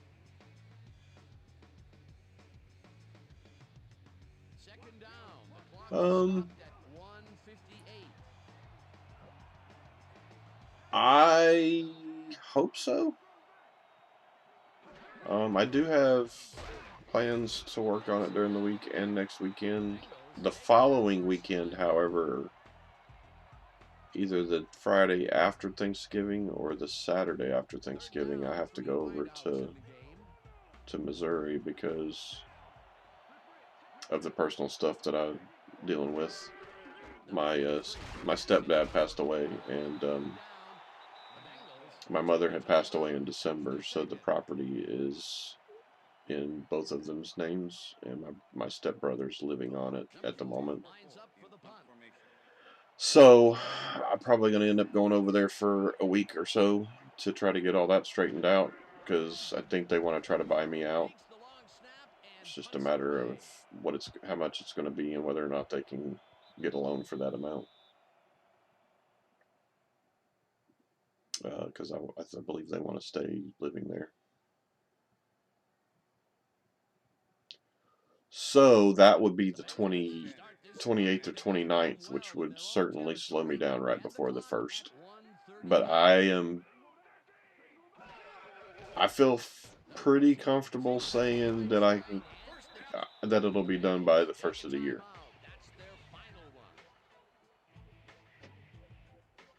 Even if I have to make any more tweaks to it, I'm pretty sure it'll be done by the 1st of the year. From my end, I don't know how long it'll take to do your stuff, but I'm going to try to give you as much time as I can before the end of the year. And then we're doing a big project for work for the Northeast Division, so that's taken up a lot of time too. And it launches Tuesday, and they're still changing crap, so it's just not very good timing for everything right now. It's all happening at once. But it doesn't seem to be that effective. And then people go nuts putting tickets in for the end of the year because they want to get their numbers right. I work for a cable company as a tester for their codes and stuff that they put into the system to make sure that they work correctly and can be seen by the right people, and all the rules work right to get them not to be abused and all that kind of thing. Oh, wow. Look at the yardage racked up through the air. Number 14 spikes the ball, and that will stop. Running out of time. Yeah, we'll get there. Certainly get there. I have another week off in December, but it's closer to Christmas, I think. So I hope it's done before that. Although that would allow me a lot of time to work on it. I was planning on using the... Oh, look out! Onside kick's going to be huge here. I was planning on working on it for Thanksgiving holiday because I'm off the week after Thanksgiving. So I'm off. Am I off the day before Thanksgiving too? I have to look again. I'm definitely off that Friday. And then I'm off that whole next week. And then I think I got the 5th, 6th, and 7th off for bereavement because I knew I was going to be over there dealing with that stuff. So I had planned on working on it for that until I found out about my stepdad passing and having to go over there. Now, if I can get that crap done pretty quickly, I might be back here before the end of that time off and be able to work on it some. Did he get it? Oh, no, he didn't. Monk got it. That should be the ball game. They tried to come back. And get the football before the kicking team has a shot. It's all about reflex. Well, they tried to come back. 21-31. That's pretty good. Absolutely not, Dan. Just didn't work out for him. Pretty good. That's a ton of yards there.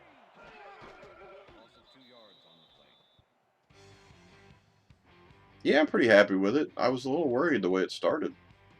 I want him to. I don't want to turn on the freaking performance EQ crap. I had a lot of people say to get the stats right, you got to turn that on. I do not want to do that. I think that's an awful solution. I want the players to be driven by their ratings and not whatever that EQ thing does. Because if you turn that on, then let's say the Jags, who, well, I guess Burnell and them, they might be pretty competitive, but maybe the Texans.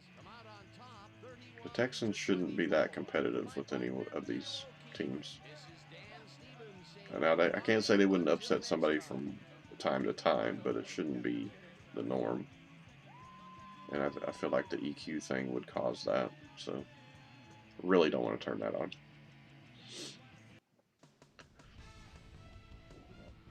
And then the 2 picks early from Anderson, I was kind of worried about that piece as well. Bengals didn't run the ball very well, but they didn't run it much because of being behind the whole time. So I think Washington had a fumble, right? And then the Bengals had 2 picks and a fumble, so that's where the 4 turnovers came up. I'm pretty happy with 4, though, I gotta say. 2 fumbles, 2 picks. I'm pretty happy with that between the 2 teams. I think the average turnovers I saw on the site was 6 between the 2 teams, I think. I'd have to look again, but I think that's what it was. Skins ahead by 10. Number 7 would find his target on this one. They've opened it up now and now lead by 17. The Bengals answer right back. Number 14 would drop back and deliver a strike on this one. That set up a no-brainer 20-yard field goal. Bengals losing 31-17. So if they get a touchdown there instead of a field goal, it's only 28, right? So they would have been down a field goal. They still would have had to do an onside kick, but it'd have been a 3-point game instead of 7. So again, I'll have to do a couple more games for a bigger sample size, but I think I'm pretty happy with the stats the way they went. We'll take a look at it here. I think I'll do another game with Peyton Manning because the settings I did last night, he threw 5 picks, which I thought was pretty escalated for Peyton Manning. He was pretty good. You may have the ingredient your team needed to pull out a win here. What was the key to your success? And I really give all the credit to my teammates. They came in and gave their all today, and it just made things easy for me. We have got a great cast of characters on this team, and I'm honored to play alongside them. Thanks, Joe. That winds up our broadcast of the NFL preseason on ESPN. The worldwide leader in sports for 25 years and counting. Preseason. I'm Chris Berman. Thanks for joining us. Never noticed him saying that before. All right, so we had 115 and 66. That's decent ratings wise. 68%. I like that. 46. 330 and 263. That's nice. 2 and 2 and 2 and 0. That's good. I can live with that. And then rushing, we got 94. If he hadn't got injured, he might have had 100. Dylan averaged right at 3 a carry, but they couldn't feed him the ball because of being behind so much. Reagan's got 1 carry for no yards. That's unfortunate. Well, crap, Brown got 2 carries for no yards. That's interesting. And Dylan had a fumble, but they didn't lose it.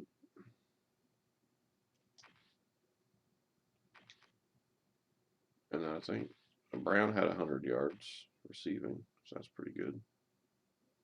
Curtis, he's the only one really. Looks like Theismann spread the ball around pretty good. That's good, that's good, that's good. Oh, now I was going to look at fumbles. So 2 fumbles, 1 by each team. Mitchell fumbled and lost it, and Brown fumbled and lost it. So that's pretty even. I like that. Ken Houston, Williams, Francis, sacks. Only 1 sack in the game by Simmons. He's a linebacker, so it would have been a blitz, I would imagine. Mosley missed a field goal, so that would have only made it 34-24. I'm pretty happy with those stats, to be honest, considering Anderson threw his 2 picks pretty early in the game, and he didn't throw another one after that.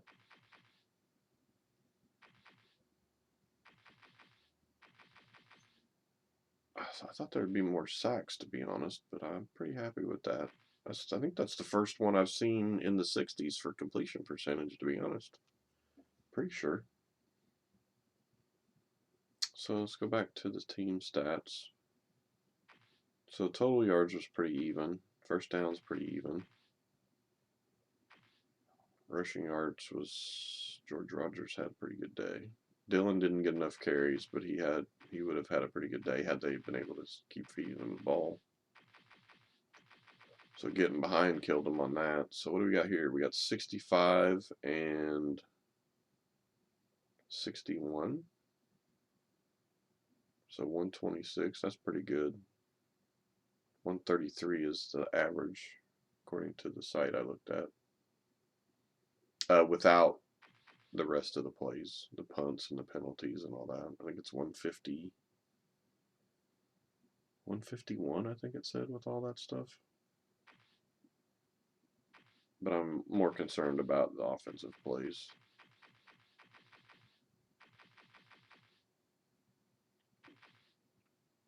So 4 total turnovers. Washington got 17 points off the three turnovers.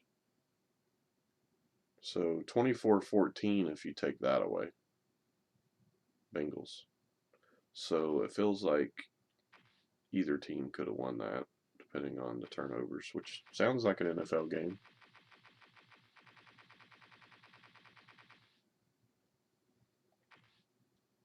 All right, so I think I'm pretty happy with that from a stats perspective. So I think I'll play a couple more games with those settings and see what kind of stats we get. All right, especially with Peyton Manning, I want to see if he still has 5 picks. I hope he does not, because I don't want to see that too often. I know a game can happen where they have that kind of thing, but I definitely don't want it being the norm. So let's go ahead and get out of that. So I was pretty happy with that. Again, small sample size, so we'll have to get to that. Oh, here's all the PS2 games I have. Anybody's curious. On the emulator. So, could be some other things coming down the line. We'll see. Anywho, I was going to show you the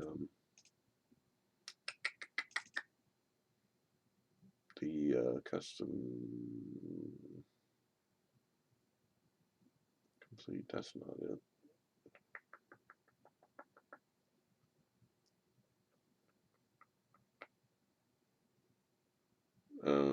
Where is it? Oh, jeez. I think it's in here. Yeah, there it is. Alright, so if I open that, I don't want to change what's there yet. Wait a minute, is this the right one?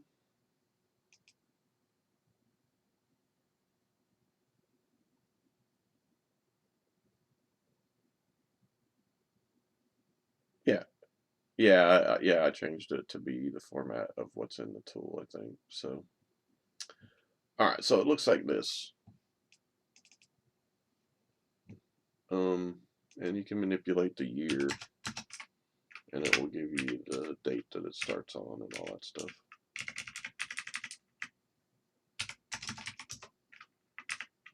So on and so forth.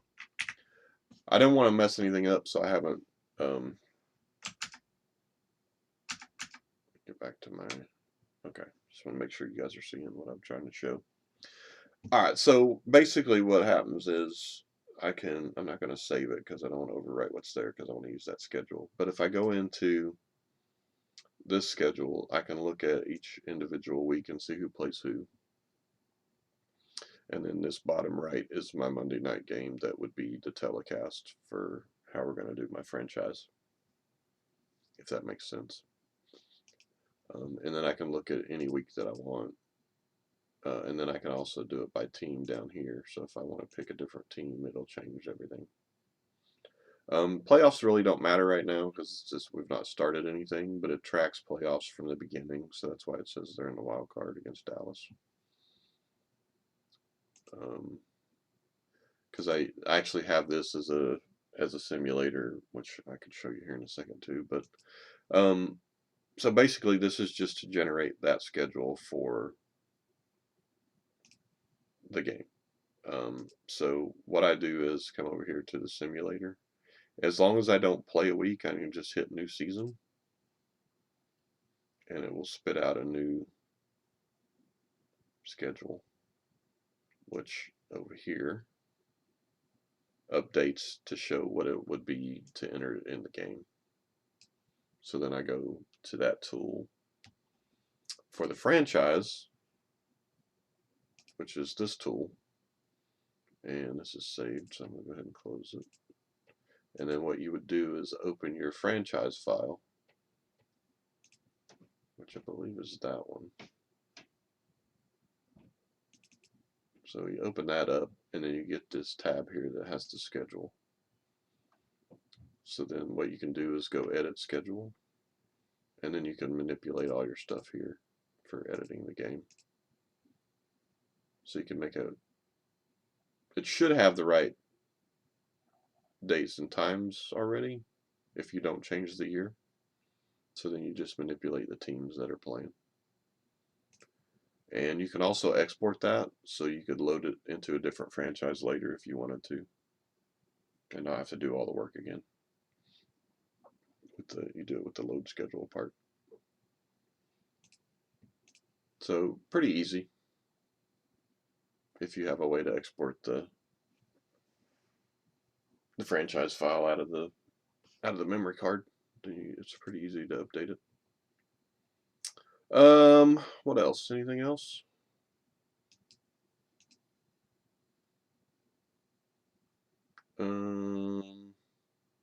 So if I go back to the if I go back to the spreadsheets, let me get rid of this. I don't want to save that just yet. If I go back to the spreadsheets, then the actual version of that I manipulated to make it do what it's doing there is this. So here's the original, and what this one does the same thing here. Like it tracks whatever team you want to be looking at. So in your case, Dragon, if you're still there, then we come down to the Chargers. Why does my stream part keep going away? There we go. So it shows you their schedule, and basically it just simulates everything. And it's just random. It's not generated by any ratings or anything. I had thought about putting that in some fashion, but I have never done it. But if I hit play week, then it pops up a scoreboard and it plays all the games at the same time.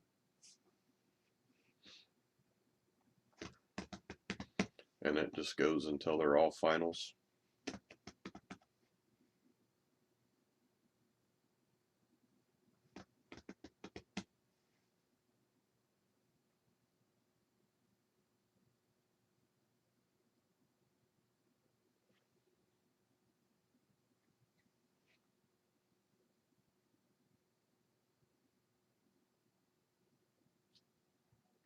And so I use this to manipulate it to make those schedules for me. So now once the last game is final, it flips over to another screen that shows you the standings.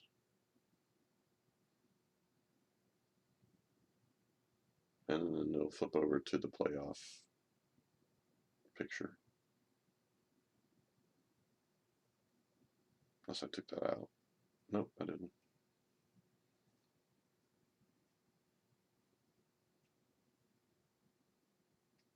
And then it goes back to the spreadsheet, and it'll show the week 1 for the Chargers on there, since that's the team we have selected. They lost 29-9 to the Jags. But again, it's random. It doesn't know anything about the teams or anything. But anyway, you do the whole schedule, and it has playoffs at the end and does all that.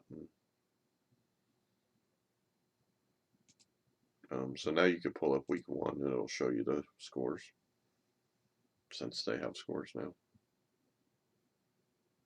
That's interesting. Jets 20, Lions 9, Browns 20, Ravens 9. Same score there.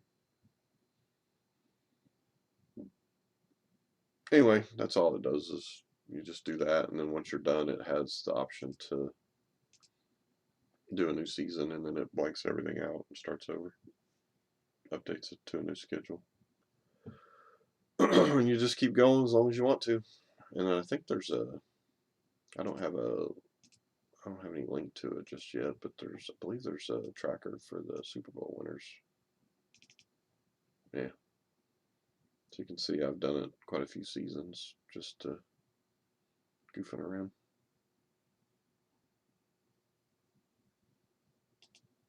That's the kind of stuff I do between projects like the roster that I'm doing now, just to keep me occupied.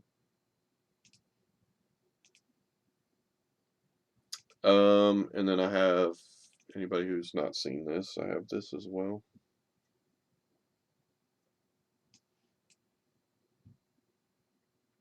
It's got to load, hang on. Come on.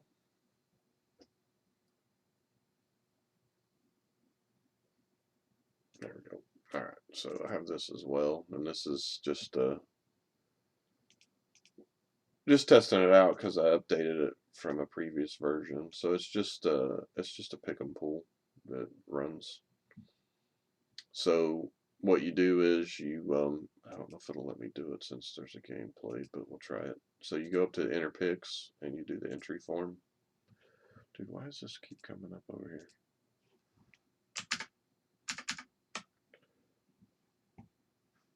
And then you make all your selections. So I'd probably take Seattle because Tampa's not good right now. Giants been playing well. Take them. I'm gonna go with Titans, I think, just because of Henry. Of course, I got to stay with my Chiefs. I think Phillies. I think their stuff runs out this week. This one I already know is Carolina, so I'll just go ahead and take that win. Green Bay's been sucking, so I'm gonna go with Dallas. These teams both suck. I'm gonna go. God, I have no idea. I'll go New Orleans. Why not? These teams both suck too, so I'll go. I think there's some coaching stuff going on with Vegas. I think I'm gonna take Indy for that, and then of course I'll take the Dolphins because they got our Tyreek Hill. I think Chicago can beat Detroit. Detroit can get out of their own way, it seems like. Rams are struggling, so I take Arizona. Both these teams are doing well, so I take the home team, which is Buffalo. All right, so the Monday game is Washington and Philly, so I would put in my points here. So I think it's going to be 38-10, so we'll go 48. And then I put in my name, and I hit submit. So you can see it saved the stuff right here. I have a different points than my son, so we were just testing it out, and he likes to pick them just to see how he does. That way, I missed one. Chargers and San Fran, so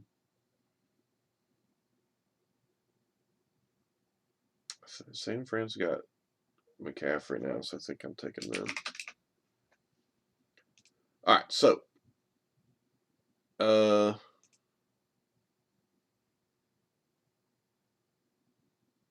So he is closer right now with 2 points. But it's basing that on the game that's already played because it moved it. But as the games play, it will move them up more.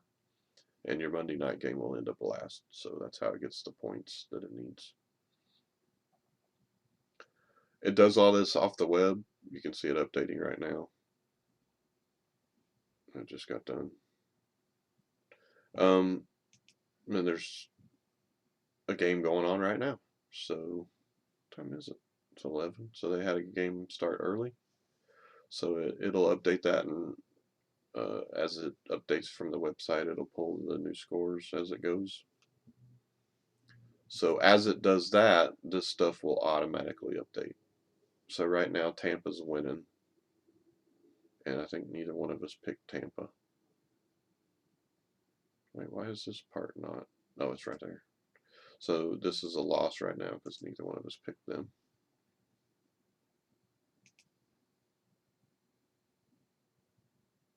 And then at 1, when the rest of these games kick off that are in the early window, all this will update with their scores.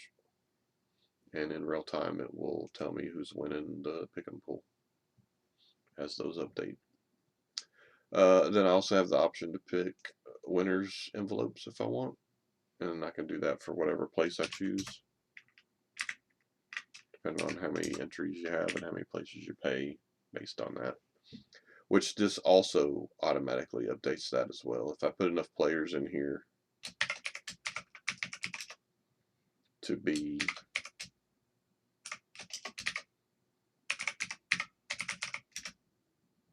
paying more than one spot, it will automatically split it out once I get to that spot. I don't remember how many it is. Might be 10 or 11. So I gotta keep going here. Who else? Well, we'll do Chris Berman since we were talking about him earlier. We'll do, I don't know his real name, so we'll just do Dragon. Coaster, because he was in here.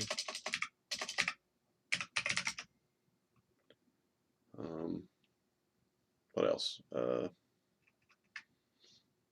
Just make up crap, I guess. There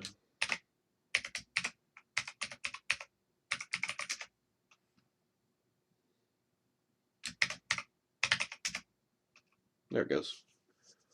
So 10, after the 10th spot, well, I guess it'd be after the 9th spot, it breaks it out into a second person automatically. So I guess it'd be every 9 it would do it again. So I think we can actually just put numbers in here. Nope, it's updating again from the web.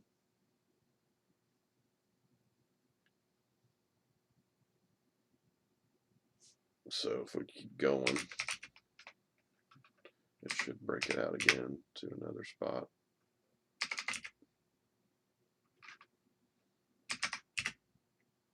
There it goes. So the 3rd spot is tied for, so that's why, and it splits it automatically between those people that are tied. So that's why it says $1.16 for all those people.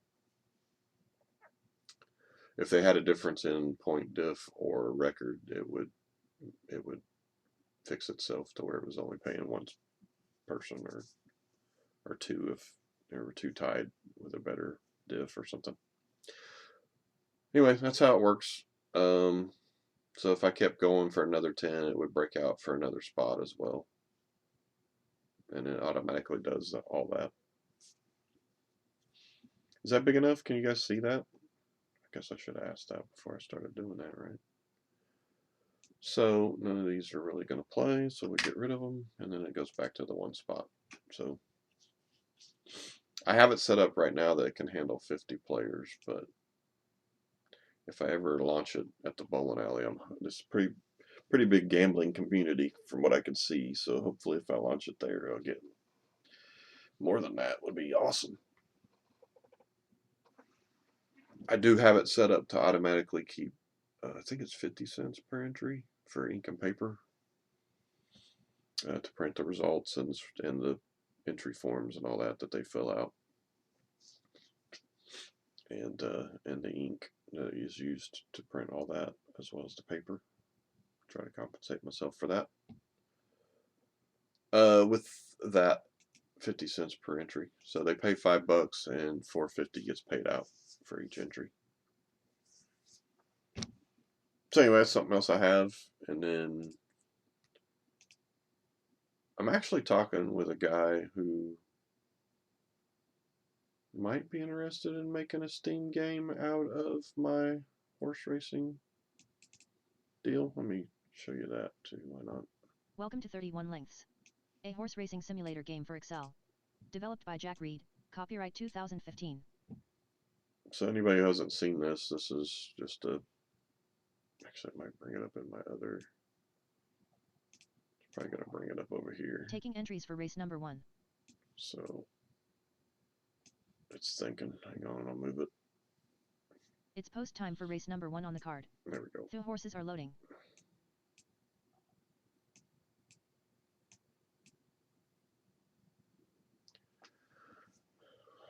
So this is all The VBA horses are in the and gate. user forms and And they're off. VBA coding to do all this. Emperor of Norfolk with a nice start. Emperor of Norfolk leads as they enter the first turn. And I sent this over to a guy who's making a head As they head into the back head stretch, coach football Ray's a game native right of the now lead. for Steam. Halfway down the back stretch, Ray's a native leads. To see if Followed he by would be Captain Bodgett interested and in maybe Stephanie's turning Fun. it into Keen eyes as something the we could trailer. put on Steam. Into the turn for home, Ray's a native leads the way. He said it was interesting. I don't have an actual yes And or down no the from stretch they him come. per Captain se. Bodgett leads by 1/3 over Ray's a native. Oh, we got a race. And Look the out. leader. Captain Bodgett wins by Oh, he 1/4 nosed of a it out. Ray's a native leads in second. Smart E. Jones is third. Galo Chop in fourth. That's a good race. So anyway, this version does not have... What's that? Dude, I've been racing all kinds of races and not got that. What the hell is that? I wonder if it didn't like something that happened with the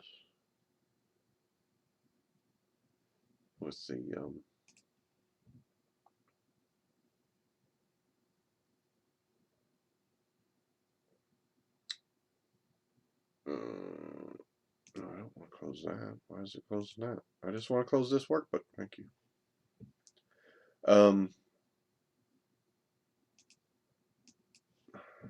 What's happening here? Got rid of my toolbar. Alright, so it looks like this behind the scenes. It tracks everything in a spreadsheet. I had started to put in to where you could play it, and then there were CPU players too that you could go against. And then you just bet on your stuff, and 2 different modes for that. It was going to be I need to move this. Welcome to 31 Lengths, a horse racing simulator game for Excel. It's Developed going to by Jack be... Reed, copyright 2015. It was going to be a handicap competition to where you did 30 races and you tried to be the person who made the most money in those 30 races. All was, starting out with the same amount of money, and it doesn't really keep it in your bank per se. You're just trying to make the most in that session each time. And then also a day at the races, which would have been 15, which is what a normal program for a day is at a track, thereabouts. And the idea behind that one was to just make your bets based on your bankroll, and then whatever you win or lose affects your bankroll. So to try to build yourself up and keep from going broke, that kind of thing. And then the one that's currently active was just to watch the races. So that was the idea. I never did get the day at the races or the competition thing implemented. Started them, but never actually finished them. But the idea of talking to him would be so that we could create this in Unity and put it on Steam and, charge $4.99 or $1.99 or something. See if we could sell a few pieces and pocket a little bit of cash. But nothing major, just a little bitty game. So you can look at stats in this if you wanted to. Jockeys, you can't do players. I mean, I think you can click it, but it doesn't show you anything. You can do horse stats. God damn, why did I keep putting that over there? So once you pull up the display, you hit whatever you want to see, and it ranks them by that. So if you wanted winnings, you do that. If you wanted wins, you do that. So you just click on whichever header you want to rate them by or rank them by, and it will do it for you. So then we exit that, and then we can do jockeys as well. Same concept. Shoemaker, Penkai, Bays, Pat Day, Chris McCarron, Cordero, Bailey, Maple, Calvin Burrell. Doing pretty well. A lot of familiar names up there in the top. And then there's an admin tab, so you can add new players or horses or jockeys. So you just click on that, and then you have tabs to pick which one you want to add.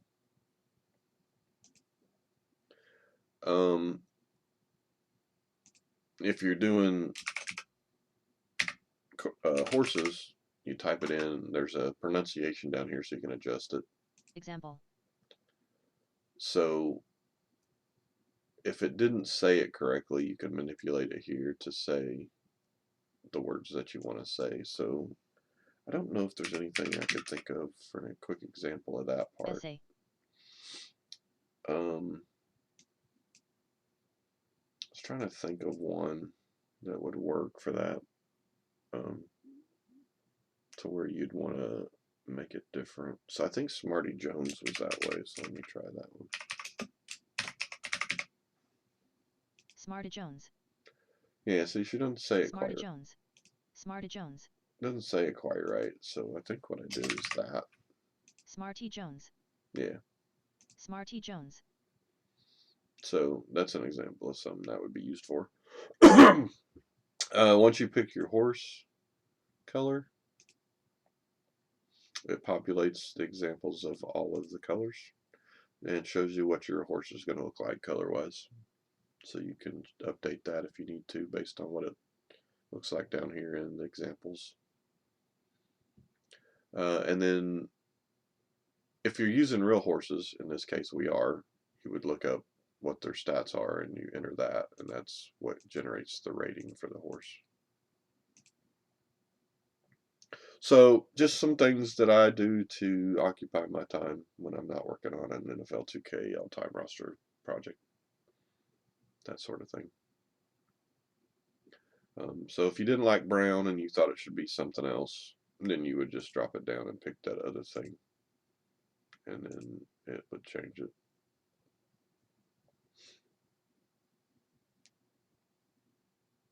So I hope that makes sense.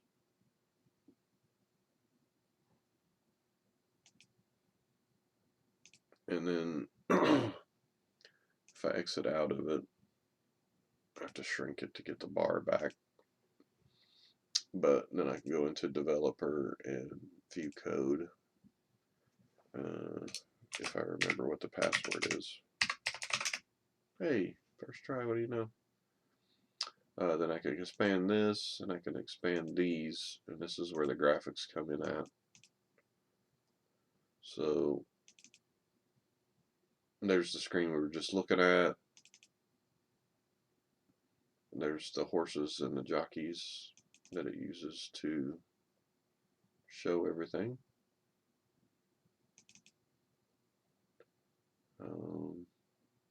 There's the horse, the number of. So here's a thing I had, and this isn't part of the game. It's in the background that I can run. I had created this to test everything graphically. So what it does is you can check this box, like this is the color and the number that you're selecting. So if I do a different number, it updates to that. But what I wanted here was this. So if I check that, it turns around. And you can see the numbers backwards.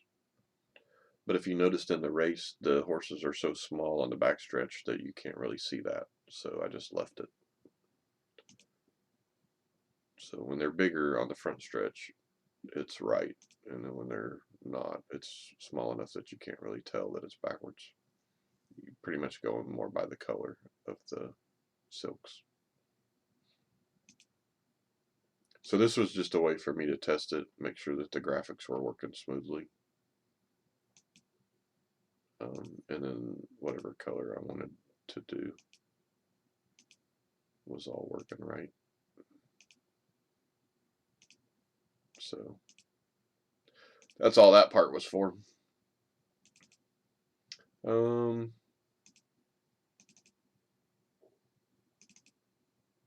what are you doing? Alright, so this is the rankings. This is the jockey version. I think I had the same columns for that. I might have been able to just do one and change the header on it, but I didn't. So this is part of where the player stuff was going to be. This was going to be a player stats list. Here's the race graphics. Here's the final stuff after the race is over, that it lists out the order of finish. And here's our starter page. This is going to be part of the player interaction. It's going to list the name and the jockey and the records for both and the odds, so you can make your bets over on the side here. But that's part of the stuff that I never got done. And then the wager results, I hadn't even started that, what that was going to look like. So, and then if you go down to modules, there's a couple things in here that's controlling stuff. So that's kind of the loop through after the race, what it shows and all that.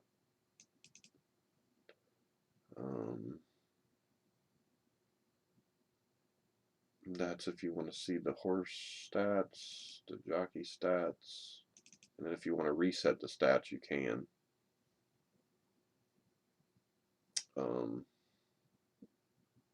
That's pretty much it. Like if you go into the major coding is in these, so if you go into the race graphics and you double click it, then it shows you the coding for that particular form.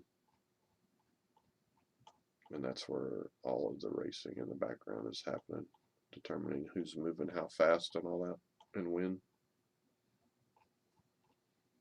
And each one of those has that in the background. So if I double click that, here's the one for that page, or that user form. So anything that's actually being used has that behind it. So even this one, if I do that, it has it all as well. So yeah, the things I tinker with when I'm occupying my time when I'm not doing ESPN 2K rosters. So I think that's pretty much going to be it for today.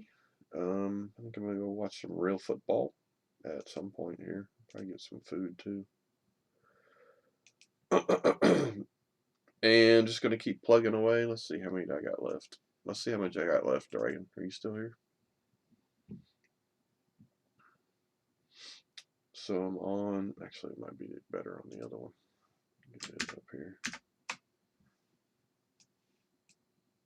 Yeah, you're still here? All right, so I'm getting ready to do the Patriots.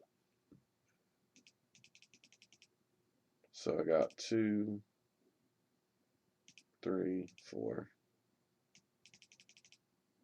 5, 6, 7, 8, 9, 10. So I have 10 left.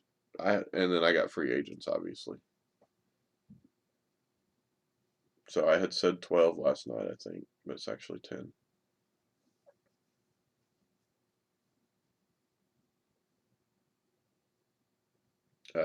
Which it might as well be 12 because I got free agents I have to do as well.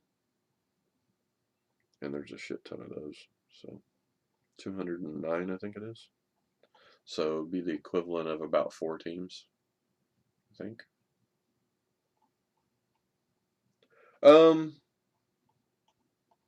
Yeah.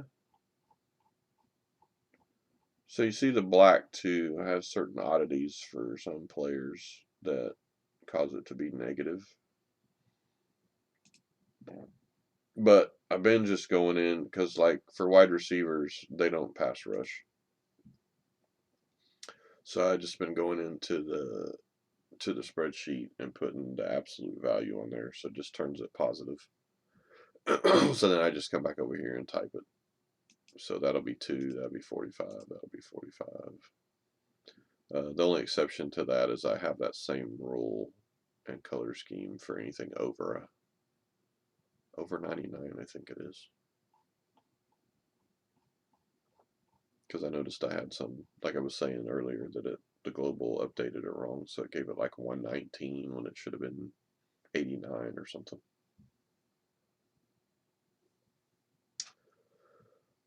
So yeah, not too bad. Better than I thought too. So two further along than I thought I was.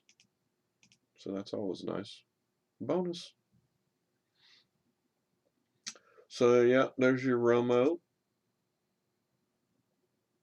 And there's your Zorn.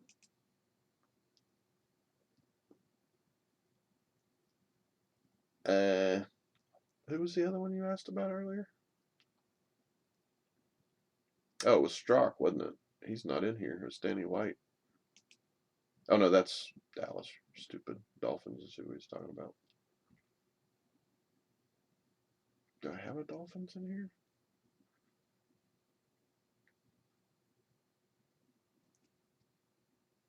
Was it a running back we were talking about? Who were we talking about?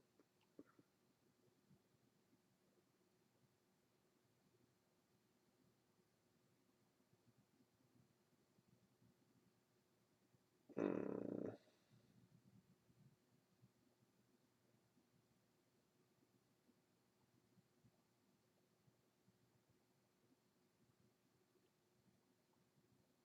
I don't remember who we were talking about. I know we talked. So there's Jim Kick we talked about, but he's on the roster. He's just down in the depth chart a little bit. Sammy Bond, Theismann, Ball's there, so that's not it. What the hell were we talking about?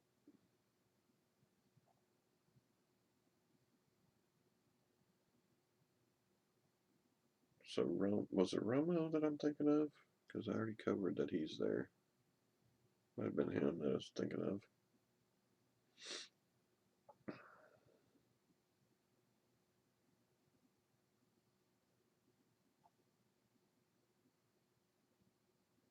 I don't know. Maybe it was Strock that I'm thinking of, but yeah, he didn't play long enough to. I mean, he played a long time, but he didn't have enough value according to that site to make the roster. I thought there was somebody else though.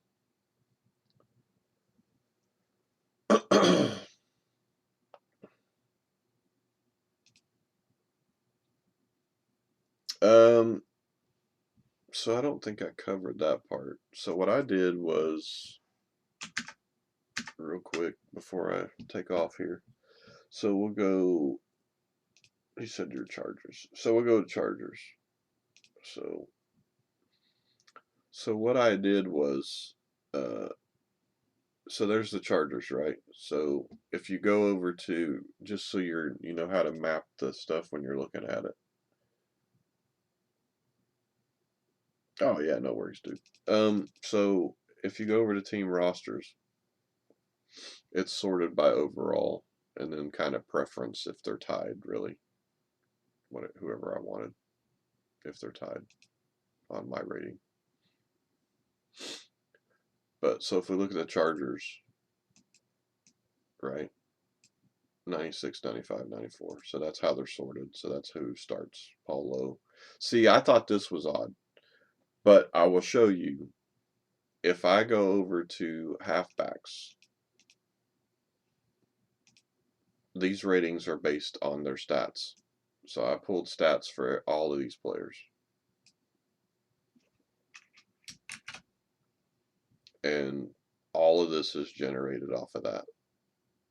And then they're all compared to other players over here and adjusted accordingly.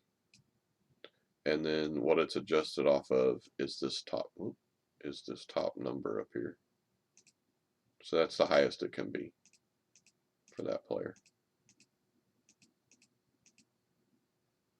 So it takes that number on the right and compares it to who has the highest, and then it adjusts, because that highest person is going to get this rating up here at the top. And then if your player that you're looking at is, say, 4 below whatever that player has in that stat, then it takes this number and takes 4 off of it, and that's what that player gets, if that makes sense. Lorenzo Neal falls into the same category. If he didn't have enough AV, he didn't make the rosters. Again, if you want to manipulate somebody to be him once you get it, I don't mind you doing that. Doesn't make me any difference. Same with the left tackle. As far as starting, if you're talking about that, or who it is, if you're talking about that. You can use this as a baseline to change any of that stuff if you want to. But, so I digress. If I go to, was it Tomlinson? So all of those players are listed here so that I can do the stats for everybody. And then this is the AV the site gave them. And then this is the AV per year that I put in a formula, obviously, to get. And then all of these stats are listed here. And then there was a Bible thing. There's a Bible thing that that I found that has what to use as the weights for the overall rating for each of the individual, and then what to divide it by, even though you should technically probably divide it by however many numbers you put in the formula, right? But that's not what they did. So that's how I generated all this stuff. And again, this rating is not what's in the game. That is just something to help me determine who was going to be the starters or whatever. Again, if you want him to start once you get the file, that's up to you. I just did it based on the overalls that I got out of these formulas. And again, all of their ratings are based on their stats. Of course, they are formulas over here to determine what those numbers are. But I tried to base it on certain stats that could give me somewhat of an accurate number of what might affect that actual rating, if there was anything available. So like for quarterbacks, I used their accuracies percentage to get their passing accuracy, that sort of thing. Strength, I think I did by the longest. I guess it would be play, not necessarily touchdown. And then recognition, I think, or pass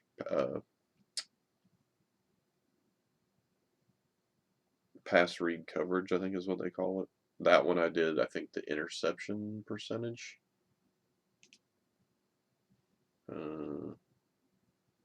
Now, I didn't do that for players who weren't quarterbacks because they obviously don't have that stat. So I had to come up with something else.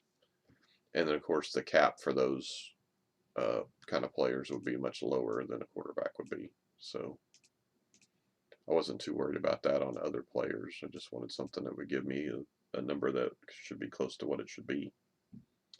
But like if I go over to quarterbacks and I scroll over and I look at that same set, so completion, excuse me, I got hiccups.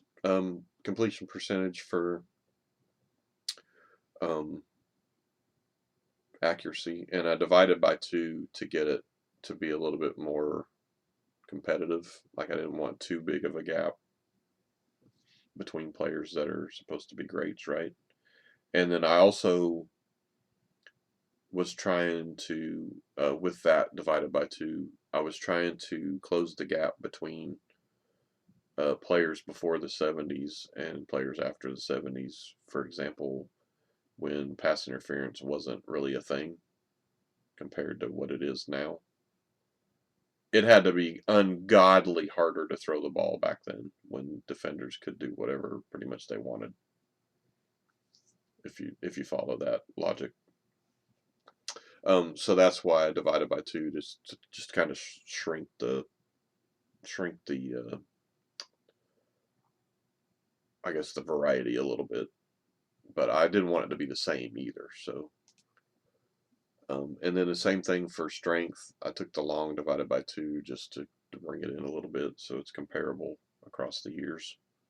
Because again, some of these players are from the 50s, and there might even be a couple from the 40s, like 48 and all that kind of thing. So I didn't want it to be too skewed, if you follow what I mean. And then the read coverage is actually I did touchdown percentage, because in my mind the touchdown, so to pass for a touchdown in a more confined space, you would have to read the coverage pretty well, or better even than the rest of the field in my thought process. So that's why I used that for the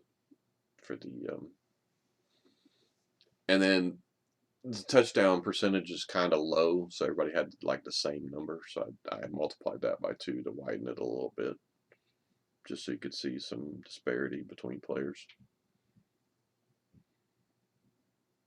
But again, I try to do something, and then again they're compared to each other. So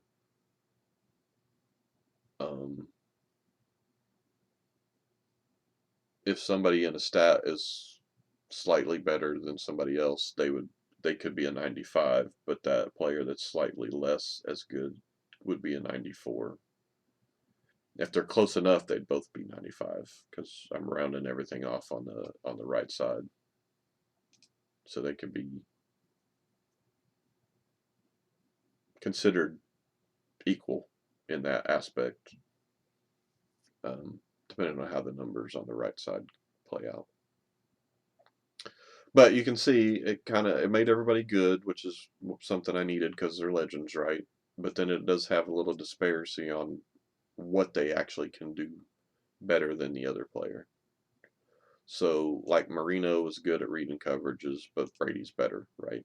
It's like probably the best. I mean, he is the best because he has the highest rating. I can't say that somebody wasn't close to him in that number, so that they could possibly be 99 as well. But I don't remember seeing anybody else be 99. So yeah, as you go down through here, you'll see that they're not all the same, but they're close. They're at least relatable to each other. And certain people got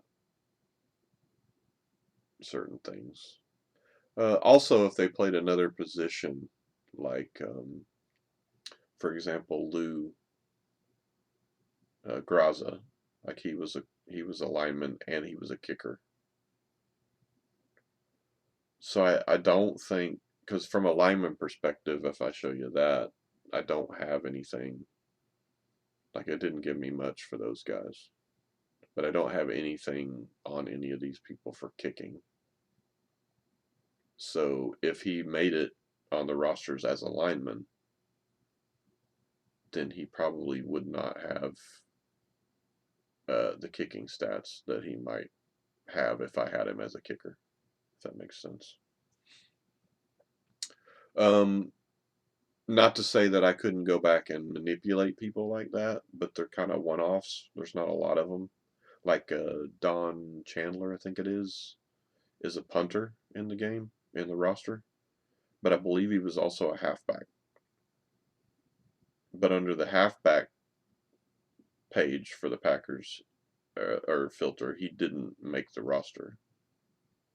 But as a punter, he did make it. So that's the stats that he gets, is the punter stats. Now, because punters and kickers can throw the ball sometimes, I do think I have some offensive stats for those guys. And that kind of threw off, where you see the negative 45 and stuff. That kind of thing threw some of that off, is why I get those numbers. But if he was a halfback too, then he was pretty athletic. So I just make him positive numbers instead of negative, because chances are he'd be pretty good at it, whatever that is. Anyway, so that's kind of how I did things.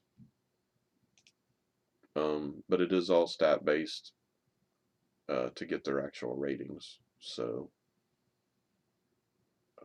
and then I kind of compared it to other rosters that other people have done to kind of see what the scope should be for those particular ratings, like speed for say, for the lineman. I didn't want it to be too fast, right? So I kind of compared it to good players on some of the Lost Soul rosters and things like that to get where I should be with it. So yeah, a lot of thoughts gone into what I've done here. So make no mistake about that. But again, I know at one time you said they were perfect, and I said to you that I don't know if anybody would know what perfect is for that aspect. And that's why, because certain people are going to think certain things, right? Like I'm sure there's going to be a number of people that think Rathman should be on the roster, and he's not. He is in the free agents because I know people know his name and like him, and think he's a very, and he was a good player. Don't get me wrong. He just didn't play enough to get the AV to make these rosters. Now, if I did it a different way, he absolutely might have a chance of making the roster, right? So if I just did it by, maybe there's a site out there that has a fan poll for every position for every team or something. And if I go by that, then he makes it probably, right? It just so happens the way I chose to do it, he did not have enough AV to make the actual roster. So anyway, that's what I did. And then like I said, I entered the coaches stuff here too, and I came up with the ratings for them as well. And I entered all this in the roster as well. I'll be honest with you, so I almost missed this because, and again, I don't know if it affects anything gameplay wise, but if you look at the file, let me open another file up here for the roster. So if you look at the file and I go to coach, right? So I manipulated all this stack stuff that I found for the coaches, right? So in this case, Bill Walsh. I tried to make this because I want it to not be skewed to a certain kind of, um, like maybe a pass heavy team dominating everybody and winning everything. I don't want that. So I made this all even, and I did that for every team. But I almost missed that there's a freaking ratings tab right here. And that's where I entered all that other stuff I showed you at on that spreadsheet. And when I first did the rosters, and I think the version that I sent to Chris already from the first time that I did it before I caught the issues with the global update, it doesn't have any of this in it because I didn't even know it was there. I almost missed it. So once I saw it, I went back and used their stats that I got for them as well to create those ratings, and that's what you see here. And I did that for all the coaches already. Again, I don't know if it affects. I don't know if it affects gameplay at all. It might. I don't. I have no idea. I saw a post somewhere that said it was more of the draft and all that stuff, free agent signings and whatnot. But I didn't want to take a chance on it affecting gameplay. And then like the Bengals or the Browns always losing because their coach ratings weren't comparable to the other teams. If you follow my logic there. So yeah, a lot of thought has gone into trying to get these to play pretty good. And I was worried about that game that we just saw, but I think it actually did turn out okay. I'm pretty happy with where it ended up.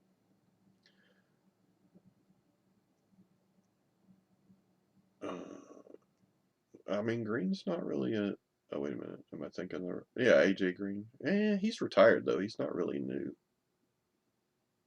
But yeah, I do have a few, like Christian McCaffrey's in there. Ezekiel Elliott's in there. To your point, Wilson and Mahomes are both there. Just trying to think of some others. I'm sure there's more.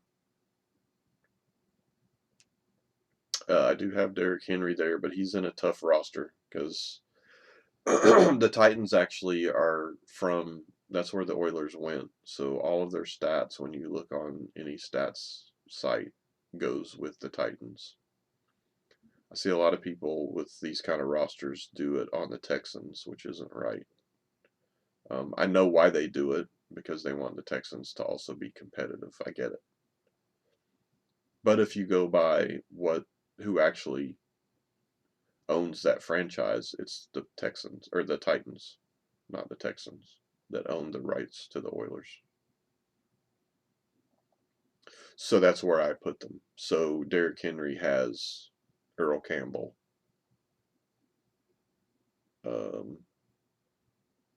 Crap, who's the other one? Oh, I blanked. There's another one he has to be behind as well, I think. Can't remember who it is.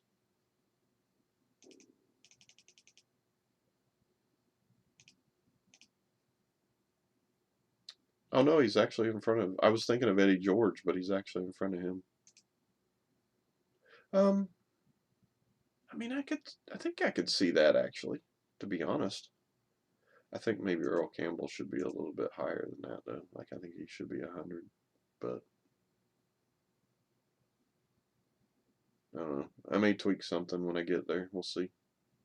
But he's still going to be the starter even if they're all tied. Should allow Henry to get some carries though. And I guess I get Chris being in front of Eddie a little bit just because of the. I guess he's got a little bit more speed. And a hair more agility as well. But yeah, my point is though that it's a tough roster. So actually, him being second's pretty. I don't think he was second when I did the original one. But I've tweaked a lot of these formulas to be based off of better categories.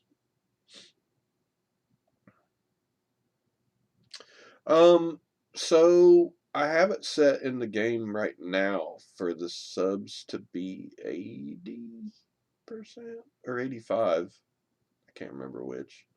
But yeah, I'll have to tinker with the Zonka kick. Yeah, I have to tinker with the fatigue slider. Um, right now, I'm just trying to find a slider that works decent for the interceptions, and I'll worry about that. I'll worry about the fatigue later. I'm not really bothered by that, to be honest with you. If they only get carries because the starter gets hurt, that doesn't bother me. um, if they get one or two carries just from fatigue, I'm fine with that. But if I could figure it out to where they all get some, that would be cool as well. The problem that I have with that, though, is if you do that and you're switching out too many, and you have, let's say we've switched the fatigue so they all four get in. So then your top rusher is like 50 yards because he didn't get enough carries to get 100 yards. That kind of thing. Plus, in my mind, too, is if I'm a legend coach and I'm coaching legend players, then I want my best players on the field at all times because I'm going up against other legend teams. So if I think Earl Campbell's the best running back that I have, I want him on the field as much as possible.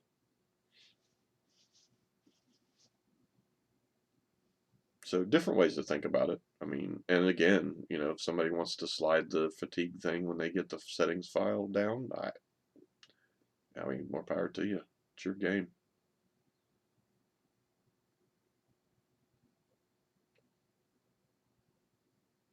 Well, I mean, it's an interesting strategy. Like you're keeping your guys fresh, for sure. And that's the other argument too, is we're on legend rosters, so none of those four in this case that you put in there are going to be a bad option, right?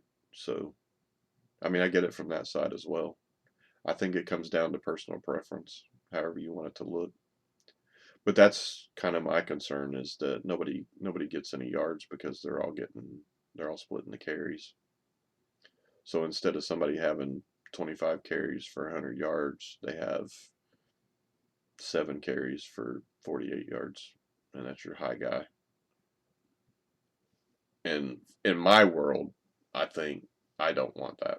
I want somebody to have a chance to get, and they might not always get it. Like they might end up with 89 yards or 93 yards, but they might get it, which I want them to have a shot to get. And then that brings the other question too, is that when you're looking at the stats across the league, your leading rusher is going to be a little weird, right? Because like through 4 games, they might have 200 yards. So about half or less of what they should have if they're a starter is my other thought. So I think again it comes down to personal preference. How you want the roster to play is entirely up to you. It doesn't it doesn't bother me if people get a hold of it and want to change it. If they want to swap a free agent in for somebody who's currently on the roster. And I'll tell you that Christopher had that. So if I go over to the Bears,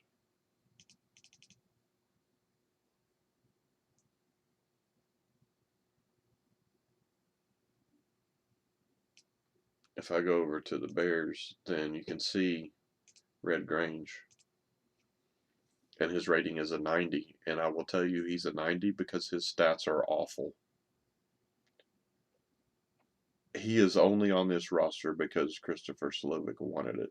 I had Neil Anderson on there because stat-wise, Neil Anderson is a better player. But he wanted that, and I was originally doing it only for him until I decided I was going to stream it at some point as well. When I do it, Neil Anderson will probably be in that spot because he is a free agent. Wasn't even going to put this guy in. I know I've heard of him. I know he's very popular. His stats are ass, dude. Like he was not a good player. So I'd have to go over to the other. So if I come over here and I go halfbacks,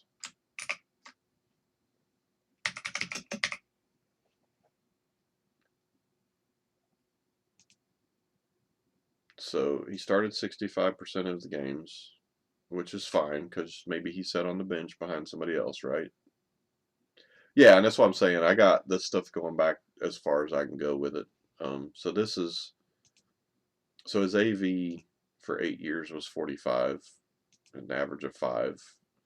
A lot of these guys are like 8, and like Bo Jackson was 12 per year, but he only played a couple of years. That's why he's a free agent. Because he really is good enough that he could have started for the Raiders, honestly. Again, he only played 2 years, so he didn't get enough AV to be a starter on the roster or in the roster. But I do know he was that good, so therefore he is at least in the free agency pool. So if anybody wants to swap him in for somebody else, they can do that. Yeah, that's a shame. He was. I'm actually. So I'm mixed. I have mixed feelings. He was an awesome player, but he was also on the Raiders, which is an arch rival of my team. So, you know, disappointed, not disappointed, kind of thing. You know what I'm saying? Yeah. Anyway, so this guy, if you look at his stuff, dude, he had only 21 touchdowns in 8 years.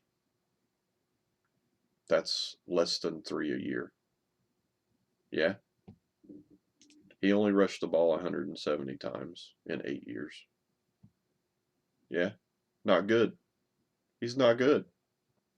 Why? Why does everybody talk about him and want him on the roster? I don't get it. He only had 16 catches. So that's another.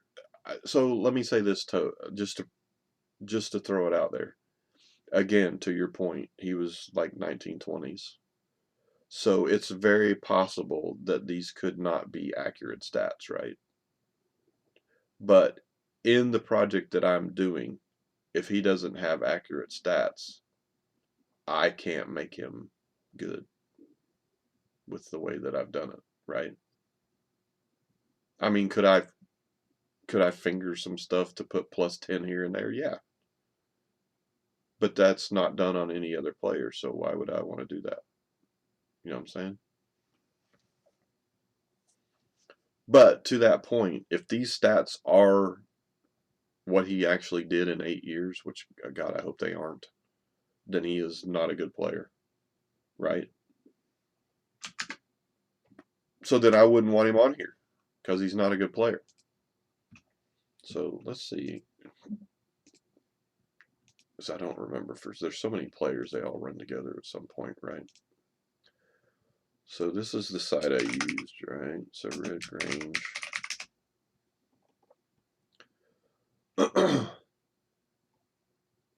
So yeah, 20 to 34. So it does have, well, see, a lot of the, whoa, dude, what are you doing?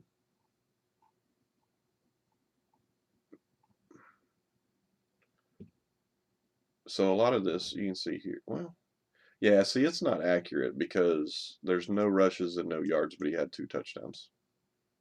Well, and to that point, though, if these are right, since they are populated, then he did only have 21, and that's also not good.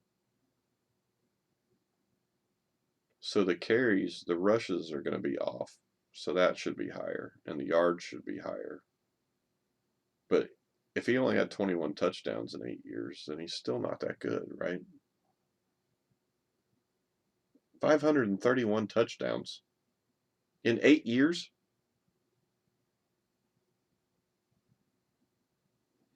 So if that's the case, and that's true, then I would have to find somewhere that has his actual stats in order to fix him. And I've not been able to find that. So if you find that anywhere, let me know.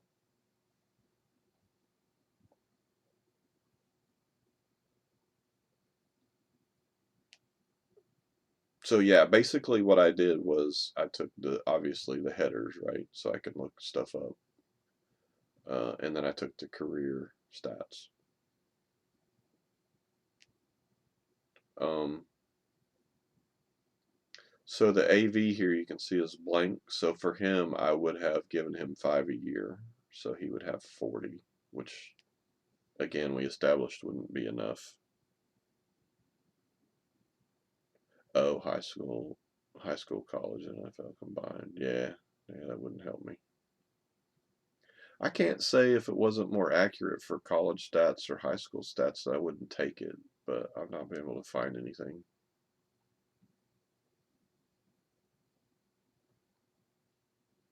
Um,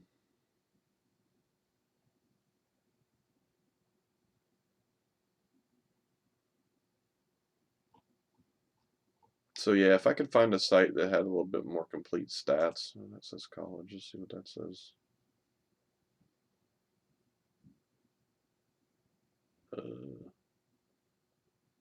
No, it don't say much, does it?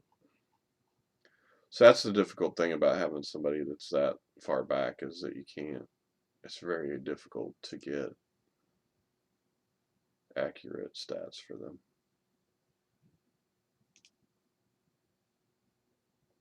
So I wonder if I could take. I wonder if I could take just these 3. At least that would give me something a little bit more accurate for how he performs, right? So if I took just those 3 and added them up on my own, well, but he's only going to have 5 touchdowns in 3 years, though, so that's not going to help.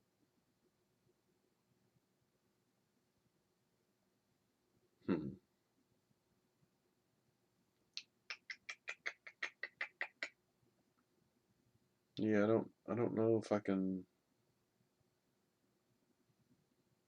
I don't know if I can fix them.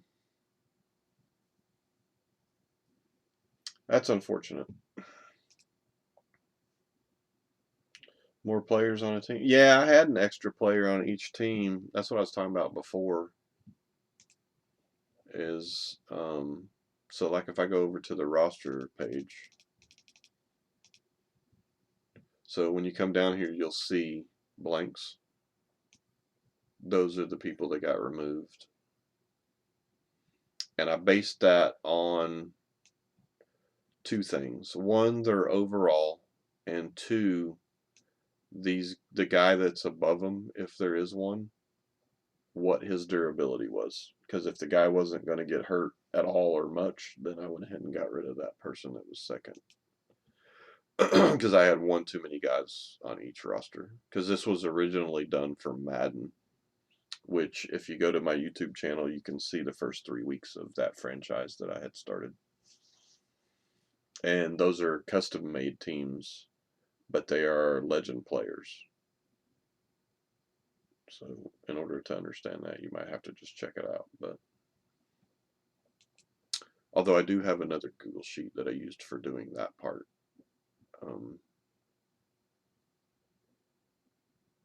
You can see here that's the one gone. So yeah, I had originally one too many. So every team has one spot that's blank now. Yeah, I wish you could add more too. It's hard to see. That's another thing. So like if you think about the quarterbacks, I did the AV system, right? And that determined who got on the roster, and then I used the ratings formulas to figure out who started and whatnot. But if you take that to a different place and you do like if you do like I'll go to Google and show you what I'm talking about. So if I did Bears passing leaders, career passing leaders. So then if I click that, it brings me to this. So now if I go by that, McMahon doesn't make it. And freaking Jim Harbaugh's on the roster. Right? What? No. And your starter, if I go by that, it's going to be Cutler. Hell no. How is that even a thing? Like, how? I don't understand how he would be a passing leader for. So is that career yards? Or is that just with the Bears yards? That's career, right? 23, 443. No, that's just with the Bears. What? See, I don't even see how that's a thing. He was awful. Awful quarterback. Yes. Luckman, McMahon, my big toe. I hated Cutler, dude. My wife is a Bears fan. Cutler is awful.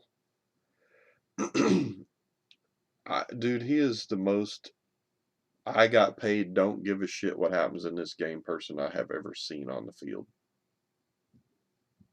Hated that guy. Which was a shame because he had a freaking rocket arm. I think he could have been really good if he gave a shit. It's unfortunate. But yeah, so I had to come up with a way that made more sense than that because there's no effing way Cutler's the starter. Not gonna happen. Not on my watch.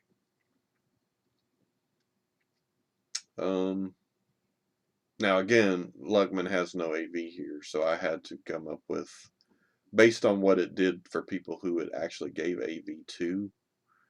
So then this would be 5 because it's blank. This would be 10 because it's not blank. This would be 15 because there's 2. And then you just add them all up. And that's how you get the AV for somebody who doesn't have it. Or at least that's how I did it. And I based that on what I saw off people that did have AV populated on how I come up with those numbers to give them. Just to get them in the ballpark or where they needed to be, right? So that makes Luckman high enough that he makes the team, right? Because then you go over here and you go view, and you go hidden sheet, and you go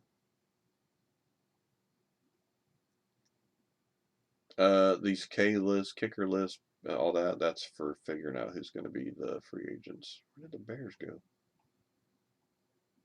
I missed something here. There they are. So if I go over here and oh, it's interesting, my stuff came out. Data filter. All right, so then if I clear that, go to QBs.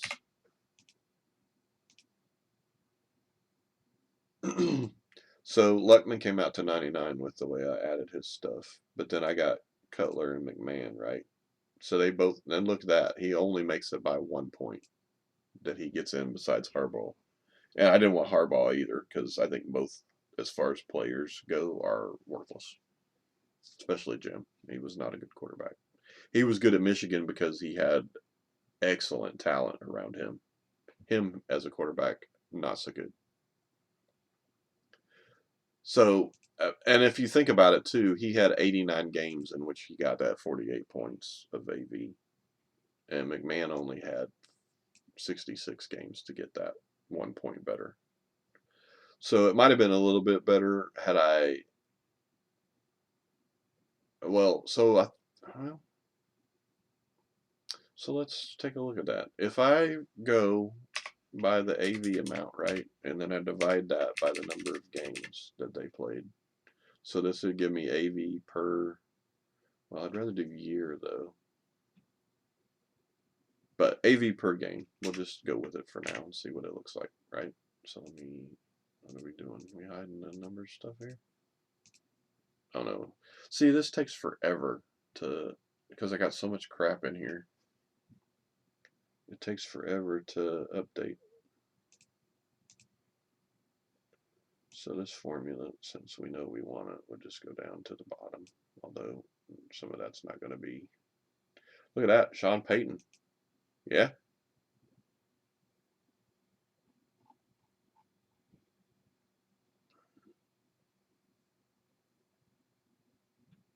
Like so many of these names that I know, Kyle Orton, Tom Zach,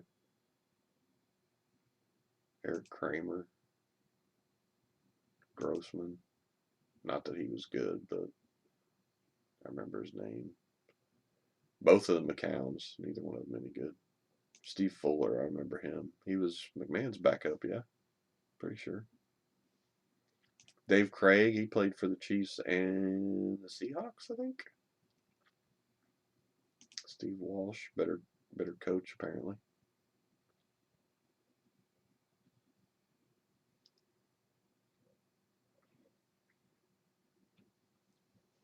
All right, so we got that now, right? So that's per game. So then if we took this, right, and we sorted by that,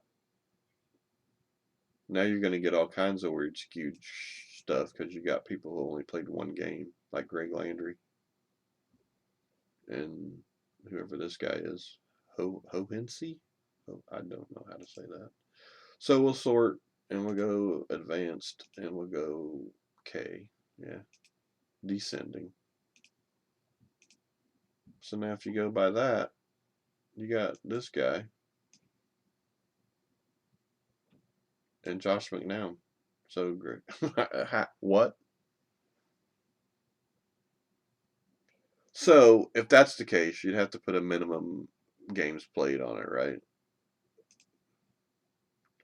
So in this case, we'll say anything above 20 points, we'll give them a shot, right? So we'll take this one, go all the way to the bottom and get rid of it.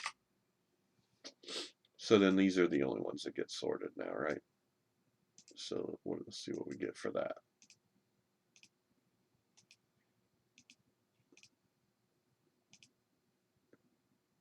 So I'm going to tell you right now, I should have done it that way because then Cutler's not even on the team. You got Luckman, Wade, and McMahon if you do it that way, which is a blessing in disguise because, again, not a big fan of Cutler, if you can't tell. Or I could have done it, per year and maybe done it that way. So, I mean, can we do that? Let's see. Does it say? So if we go that minus that, right? Does it give us a number there? Sometimes it sees that crap as text, so I have to check it.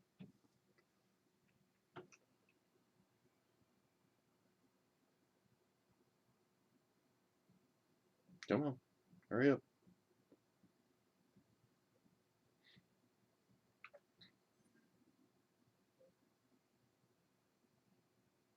Come on. Anytime. Oh my God! So that one with the red colors on it to tell me if everything's entered okay. That's why I made it Excel, because this thing has got so much information in it. It is just killing me. Way too slow.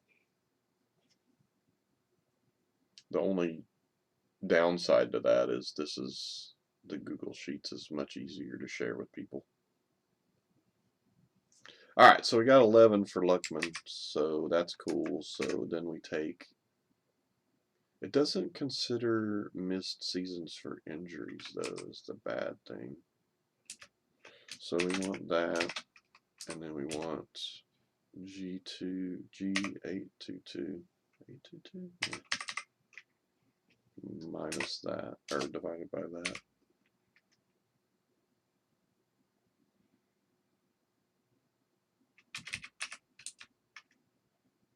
There we go. And then we'll take that down only through the people that have 20 or better, right? Because we don't want those one-offs getting in. Peter Tom Willis. What a name. I wish he was on the roster. That's awesome. 90 to 93. I don't even remember that guy. That'd have been around my college days. I don't remember him at all.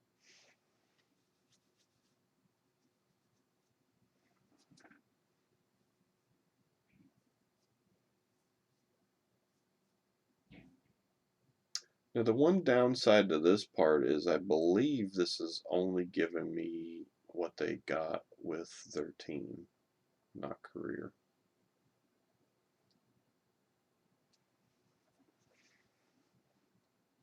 But I think I'm okay with that because we already know which roster they're going to make, right? By that time. So.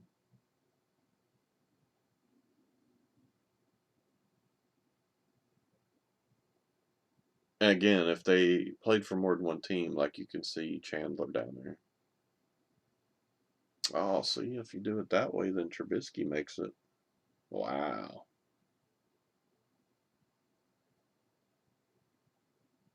Interesting. So if we highlight that and we sort, okay.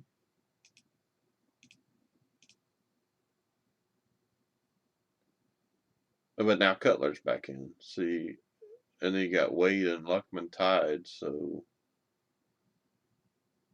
I guess Luckman would get in because he has the higher total AV, yeah. And McMahon doesn't make it at all. So yeah, I mean, you can see it just depends on what you want to go by on who gets there, really. I mean, you could go by, oh, I know that guy, he's in. I know that guy, he's in. I know that guy, he's in. You could do that if you wanted. I just didn't want to do that and then have people go, what'd you pick that guy for? So this way I can just say, hey, I used the AV thing and that's who got in. But I didn't pick them. I don't want to do that. I don't have anything in. So 17, so that one, so we'll sort again by G. There we go. So a number of ways you can go about it, depending on what you want to look at to determine who gets on your roster. But the AV is how I did it to get on the roster, and then the ratings to determine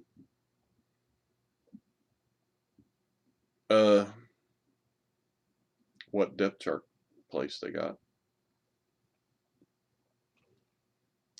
So, as you're flipping through this workbook, Dragon, just keep that stuff in mind. That's how I got there. I might try to research this a little bit more to see if I can find anything that's a little bit more complete, but it's very possible that I won't, as old as that is. But he is a 90 still, which isn't bad. It's just not as good as maybe he should be if these were accurate. But anyway, so if we did, like it didn't do awards either, so we would give him 5 apiece, so 10, 20, 30, 40. 40 for a running back on the Bears, I don't think it'd be enough. I should have left that unhidden.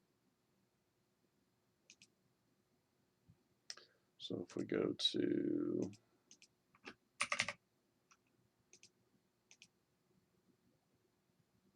yeah, see, 40 wouldn't even be close.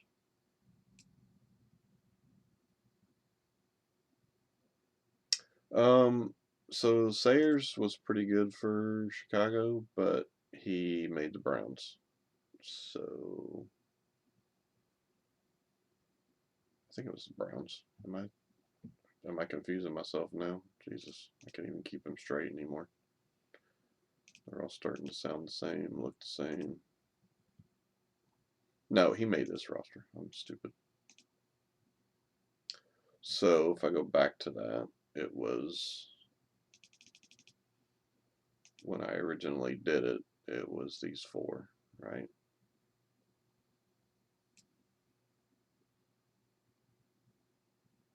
So I dropped Anderson for Grange, but technically if you go by that, I should have dropped Sayers for Grange, which is not good. Like nobody wants that, right? Sayers should absolutely be on a roster, I feel like. After 1960, the AV should be there, so that's not short any. But that would only be for Chicago, though, there. And I think I went by career AV for oh, did I? I don't know, maybe I didn't. Or maybe I didn't save it, but I adjusted it or something. I don't know. I'm pretty sure that's not career.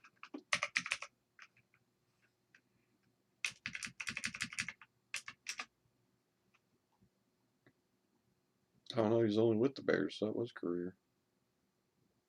Didn't give me any AV for the last 2 years, though. He didn't play much, I guess. So he had huge points before, though. So his average per year would be, maybe I did that. Might have done average per year for that one. Actually, I think Christopher pointed it out that he wanted Grange in place of Anderson. So I did it that way. But again, I'll probably flip it back once once I'm doing it. And it's sent out to everybody else. And they can do whatever they want with it. Anyway, I think that's going to wrap us up. I just wanted to show. I know Dragon's very interested in what's going on, so I was trying to show him what's happening, and kind of make it clear as to why I really can't have too many people doing it. Well, more than one person doing it, really. It's just a lot going on with it, and the way I'm confirming that everything's entered correctly is not very conducive to multiple people. So anyway, that's what I'm working on. That's what I was testing, and it looks like we got about 37 minutes to NFL Red Zone, which is what I normally watch. If I can't find any more elaborate stats for Grange, he will stay on the roster and be a 90. overall. Again, without being able to find full stats for him, I don't have a way of making the ratings make more sense than what they already do. And I think I actually might have manipulated a little bit to make him a 90, if I remember right, but I could be mistaken that for something else, honestly. Anywho, I think that's going to wrap us up for now. I appreciate everybody stopping by and checking everything out. We may very well have another test game next weekend, around the same time-ish. I was a little bit late today because I stayed up till 4 this morning working on some of that to get 4 teams done. I am going to be watching football, and I do bowl tonight, so I don't think I'm going to get any teams done today, but I don't bowl again after tonight until Thursday, so I'm hoping to get at least one each night done. Monday, Tuesday, and Wednesday. We'll see how that goes. If that were to happen, then that would leave me with 7 plus the free agents. And then if I could get 4 more between Friday and Saturday, that would leave me with 3 plus the free agents. So we'd be in pretty good shape if that were to happen. I will tell you this. So, and if you've used the Total Dragon, you might know of a way to do this. When I'm trying to do the ratings, I have to scroll with the scroll button or grab the thing and move it left or right, right? This would go so much faster if it was like Madden. Madden, I could do data entry. Enter the number tab, enter the number tab, enter number tab. That would go so much faster if I could do that. Do you know if that's possible in this tool? Because I've not figured out how to do it that way. I do know there's another tool. You'll look. I appreciate it. Yeah, just hit me on Discord if you figure out a way. I do know there's another tool. Where did I put it? It's the NFL 2K5 tool. I think was it Big Owl or something? Did they come up with this one?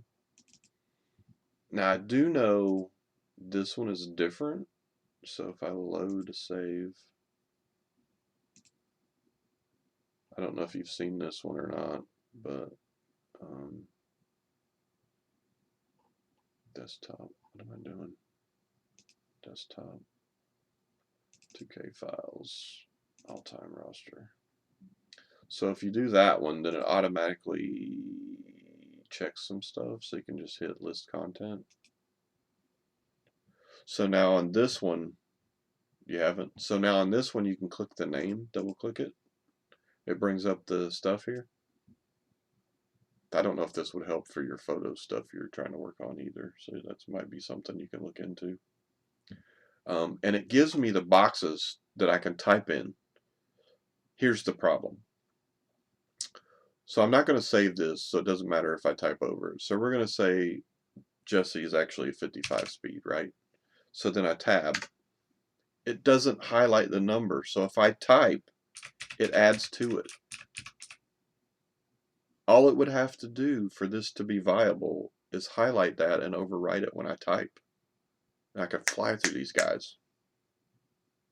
But it doesn't. Drives me nuts. Why?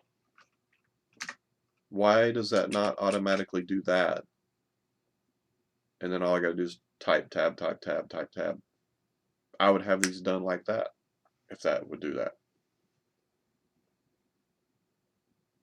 I don't even know what controls that. Like if I don't know if there's a setting that would change it, or no idea.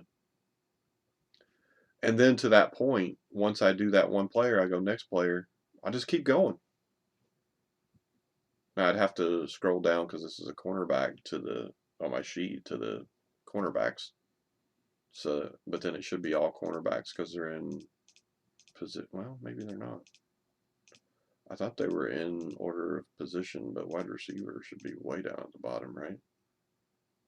Why is he right there? In the middle of the defensive. That doesn't make any sense.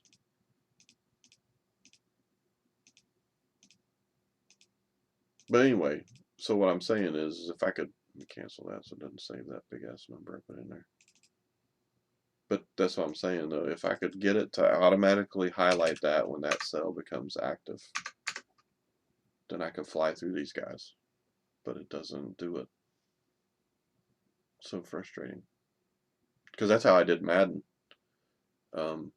In the actual game, when you're in the roster manipulating the people, you just type tab and it automatically overwrites the next cell. No, yeah, I couldn't figure out how to do it in that one either. And the only reason that's my method of choice is because it's faster for me. Especially when you're scrolling and it kind of clicks an extra number and then you got to go back the other way and it goes 2 and then you got to go back the other way to get it to the right one. It'd be so much faster if I could just type it in. And I don't know if it would be faster if I actually had to highlight it myself, but maybe it would. I don't know. I just wish it auto-highlighted so it would overwrite whatever I'm typing in there with whatever I type. But so I don't know if this tool would be good for you for anything, but Big Bad Owl comes to mind, I think is how you get it. I can't remember for sure, but I think that's what it is. I think you can just Google it. It's Big Bad Owl. NFL 2K tool. Yeah. Oh, Bad Owl. It's not big. There's no big. So it's Bad Owl, and then I believe it's down here.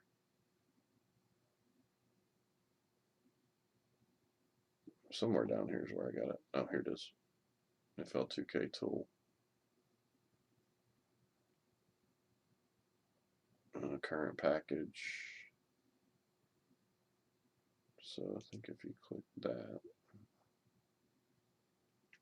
no, that's not it. Anyway, I got it from here somewhere. Maybe it's that one. I don't think it's that one.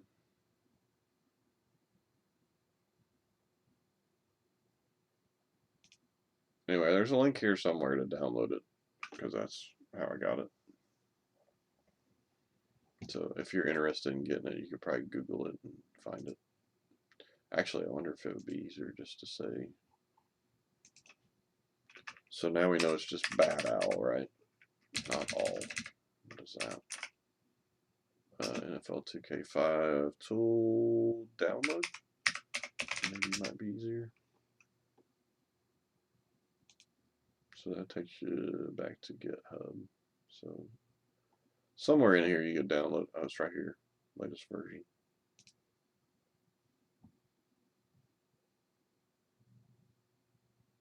So then you just click the release and it should download. If you're interested in having it. I knew there was a way to get to it in there because I had already gotten it. Yeah. So anyway, another tool to check out for the rosters if you feel like checking it out. What else? Anything? Are we done?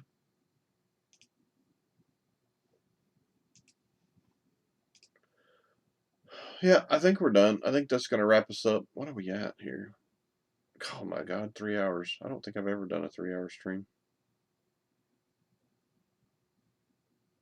I don't know. If I could get enough subscribers or viewers or something, I might consider doing a 12-hour or something sometime. Someday. Not during football season, though, you know. You know how it is. Alright, so, if you haven't checked it out already, I suggest Sunday Rivals. Checking that out. I also suggest checking out Legend Bowl if you haven't checked that out.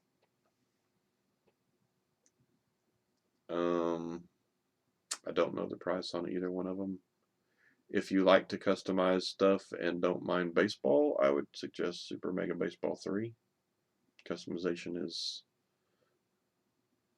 probably currently unmatched in that without being an actual mod.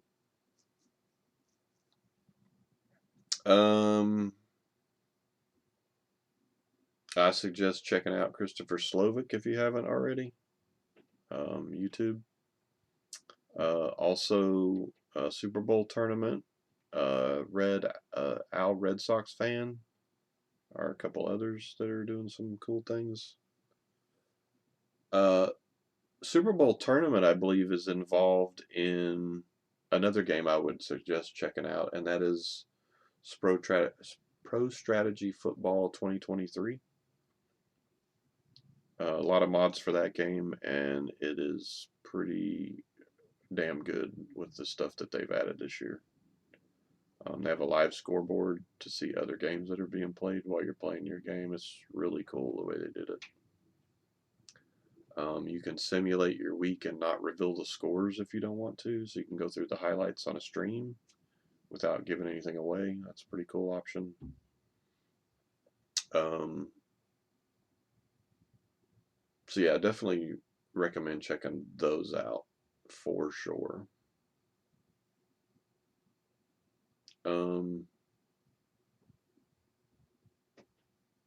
I don't know if you'd be interested, actually, real quick. Well, I say real quick, it might not be real quick. Do you have any of the Madden's, Dragon?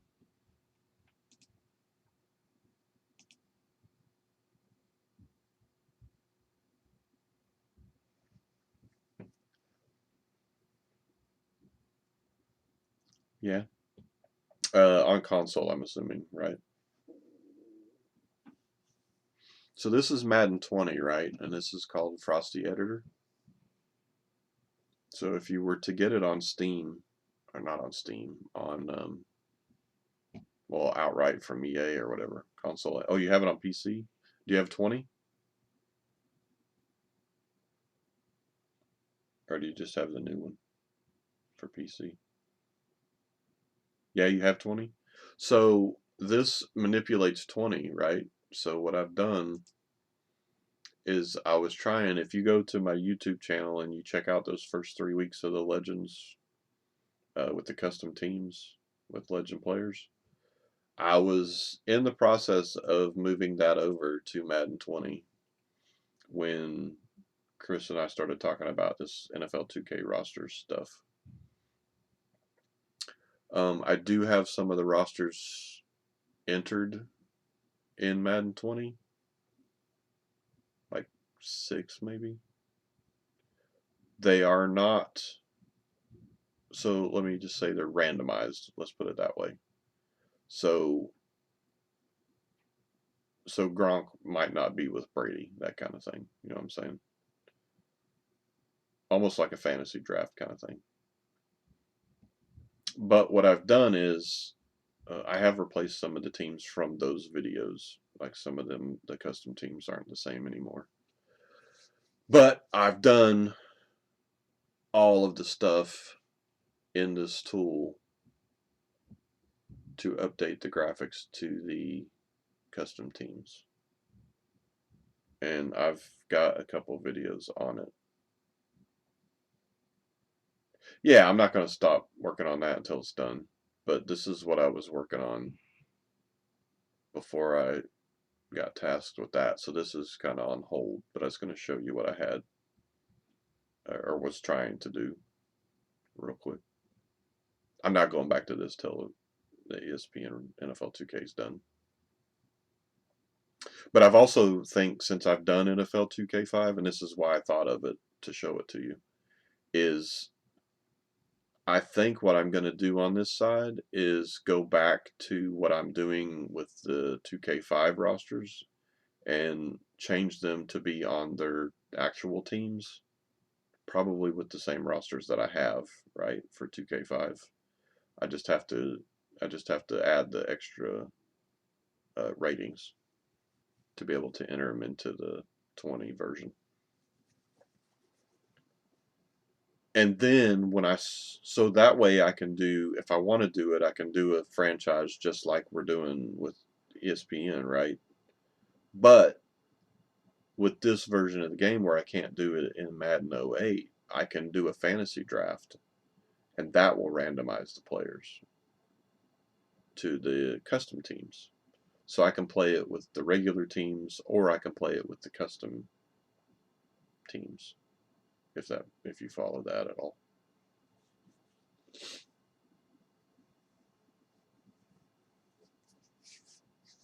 So that'll be another project that so the 6 rosters that I've done already will be deleted, and I'll start over, and they'll end up being the right rosters for the right teams. So the Tomlinson will be on the Chargers, Riggins will be on the, well, Commanders, technically. So on and so forth, you know. They'll be on the right teams for who they played with or should be playing with. Zonk will be on the Dolphins. Whereas right now they're all jumbled up, right?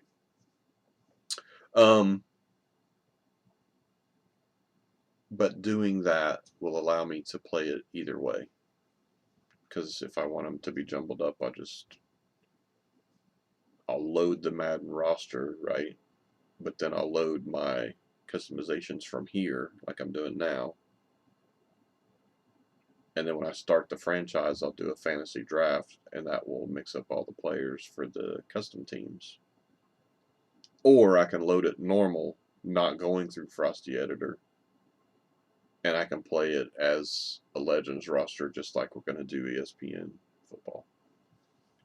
So I could do it either way, which is kind of nice to have the options. I'm hoping to move it to a newer version because I like some of the things they've done with 23. I still don't think it's quite right, but visually, that's kind of the reason that I am even looking at it, because the graphics are just unmatched, and it's a shame that they can't get the gameplay right to go with it. It's unfortunate. Come on, anytime. Let's load it up. There we go. Holy smokes, dude.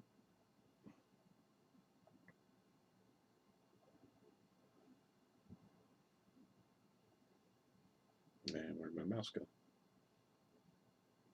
And where'd my Streamlabs go? Come on now. Don't be stupid.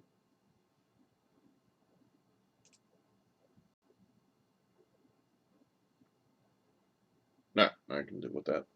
I'll go with that for now.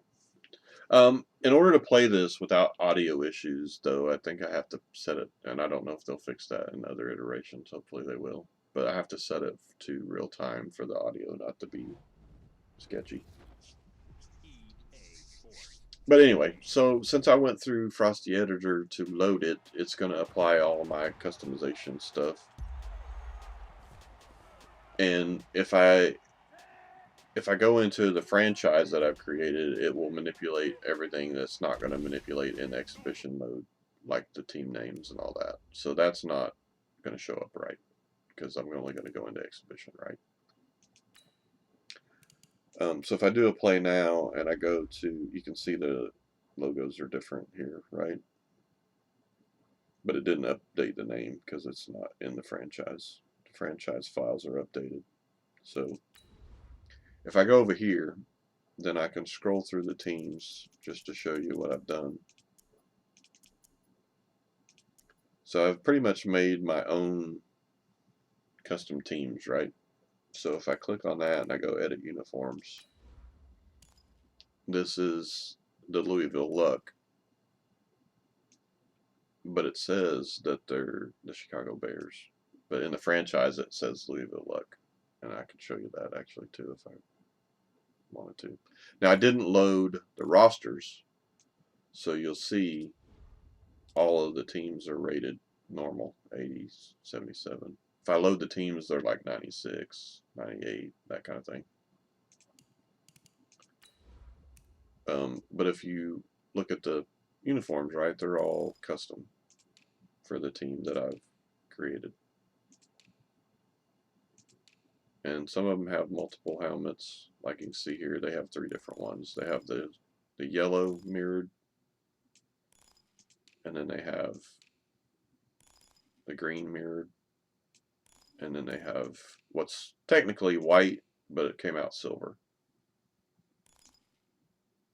So they have different looks they have, and you can manipulate like that. You could still have whatever, like the green helmet if you wanted, or there's some in here that aren't assigned to a uniform, so you could have that helmet if you wanted. So you have different options, right? So then if I go to the next team, we got the Bengals, but it's actually, I think, the Memphis Mustangs is what I call them. So then you can see their uniforms, which I don't think I have extra helmets for them, but oh, well, I do have 2 different ones, but I don't think I have any extra on the side, but so I've done that for all 32 teams, dude. So Buffalo Bills are the something Pegasus. I can't remember this city. So I believe they have the mirrored shell, but I think the logo is matte. I can't remember for sure.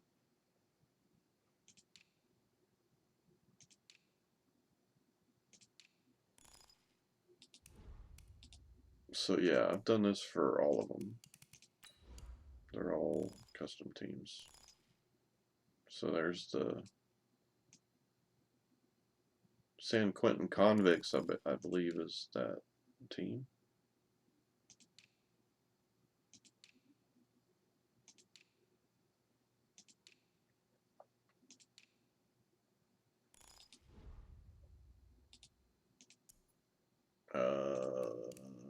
London Wolfpack, I think.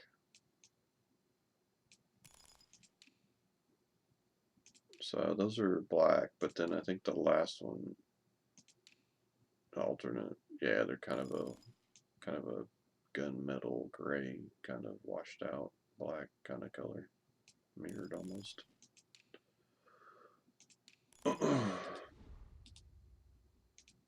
Then we have the Las Vegas Gamblers, I believe is what they're called. Or it could be Aces, I can't remember. I think maybe, yeah, it's Ace. It's Aces, my bad.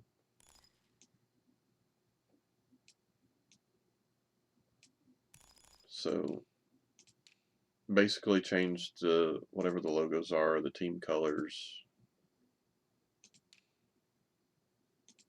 I like those guys a lot. Turned out really well. Arizona Cardinals. This is the Snipers, but I can't remember. Salt Lake City, I think, Snipers. So a version of the helmet has the gun, sniper gun. And then the other version has the skull with the crosshair in it and the eyeball. So options there. And then I think I have, if you flip through here, I think yeah, so you have the white and a green on white version of each one as well, if you flip through the helmet part. So options with that as well.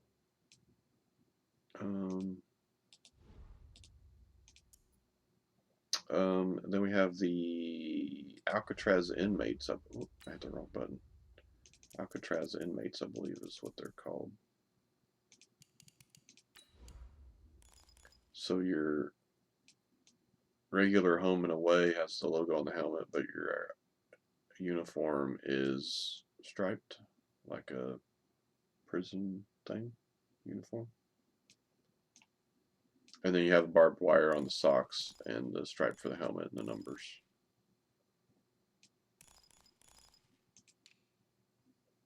Away you have the same, but everything is switched to white. That is not. So like your helmet's white, the number's white, and then shoes go to black. And then you have some more normal as your color rush and alternates. So you have all black, you have white tops, black bottoms. You have black top, white bottom, and then all white.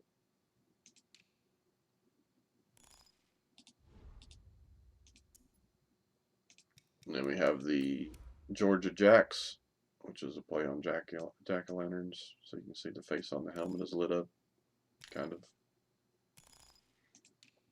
And you have the white and black, and then you have the orange color rush.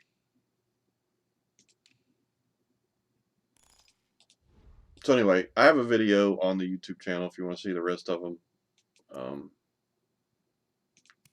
I got to get off of here and get ready for some football. So anyway, thinking about going back to this and changing the way that I was doing the rosters. I actually might change these guys too. I'm not sure how I feel about them yet. I don't know. I'll think about it. I might change them to the old Avalanche colors that I had, which is that light teal, brown, and I'm pretty sure it had a shade of green in it too. Should really contrast well, I think, with that. I think about that one. I've changed them a couple times, so to be fair. Then you have the UK Cannabis.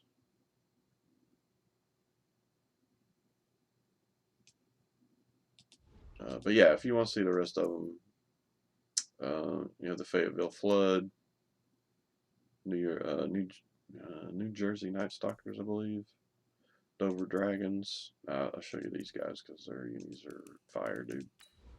Love the way these guys turned out. So you got the mirrored dragon there. When the sun hits it on the field, it looks pretty awesome. And then the alternates, you have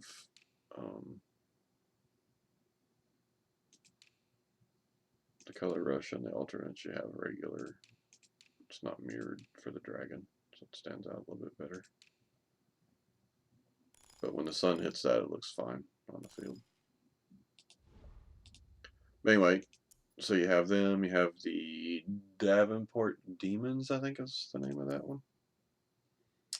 I know it's I think it's the Man-Eaters, but I can't remember the first part. Columbus Commandos. I know there's a Dog Pound. It might be Cleveland. I can't remember. I don't think it's Cleveland though. Edmonton Avalanche. Charlotte Knights, I believe, is who that is. I think that's the DC Spirit, I believe is what I called them. I like the way they came out as well. I think that's Orlando Locos.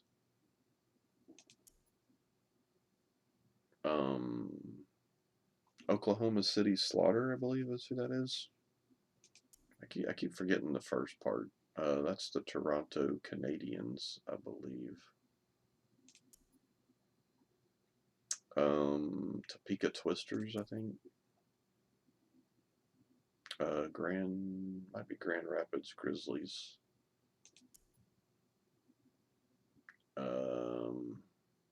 It might be Mexico Tortugas. New Mexico, I can't remember. It's Tortugas, but I don't remember what the first part is. That is the Armageddon. I can't remember the first part though. Jesus, I can't remember any of it. It's been so long since I messed with it. That's Atlantic City Aces, I believe. That is the Doom, but I don't recall the city. And that is the Newark Nukes, I think. Anyway, and then we're back to the luck again. Alright, that's going to wrap us up. I just wanted to show Dragon what else I had going on the back burner. Pretty proud of how those custom uniforms turned out for the most part. The only one I'm really questioning still is the Warriors. I'm not sold on that one completely, but I like the rest of them. But that's going to wrap us up for today. I think 3.5 hours is pretty good for a football game. It's supposed to be one game, and then we're talking about rabbit holes, going down rabbit holes. All right, I appreciate you guys stopping by and checking it out. We will see you next time, hopefully with another test game. Maybe even the Chargers and Chiefs Dragon. You never know.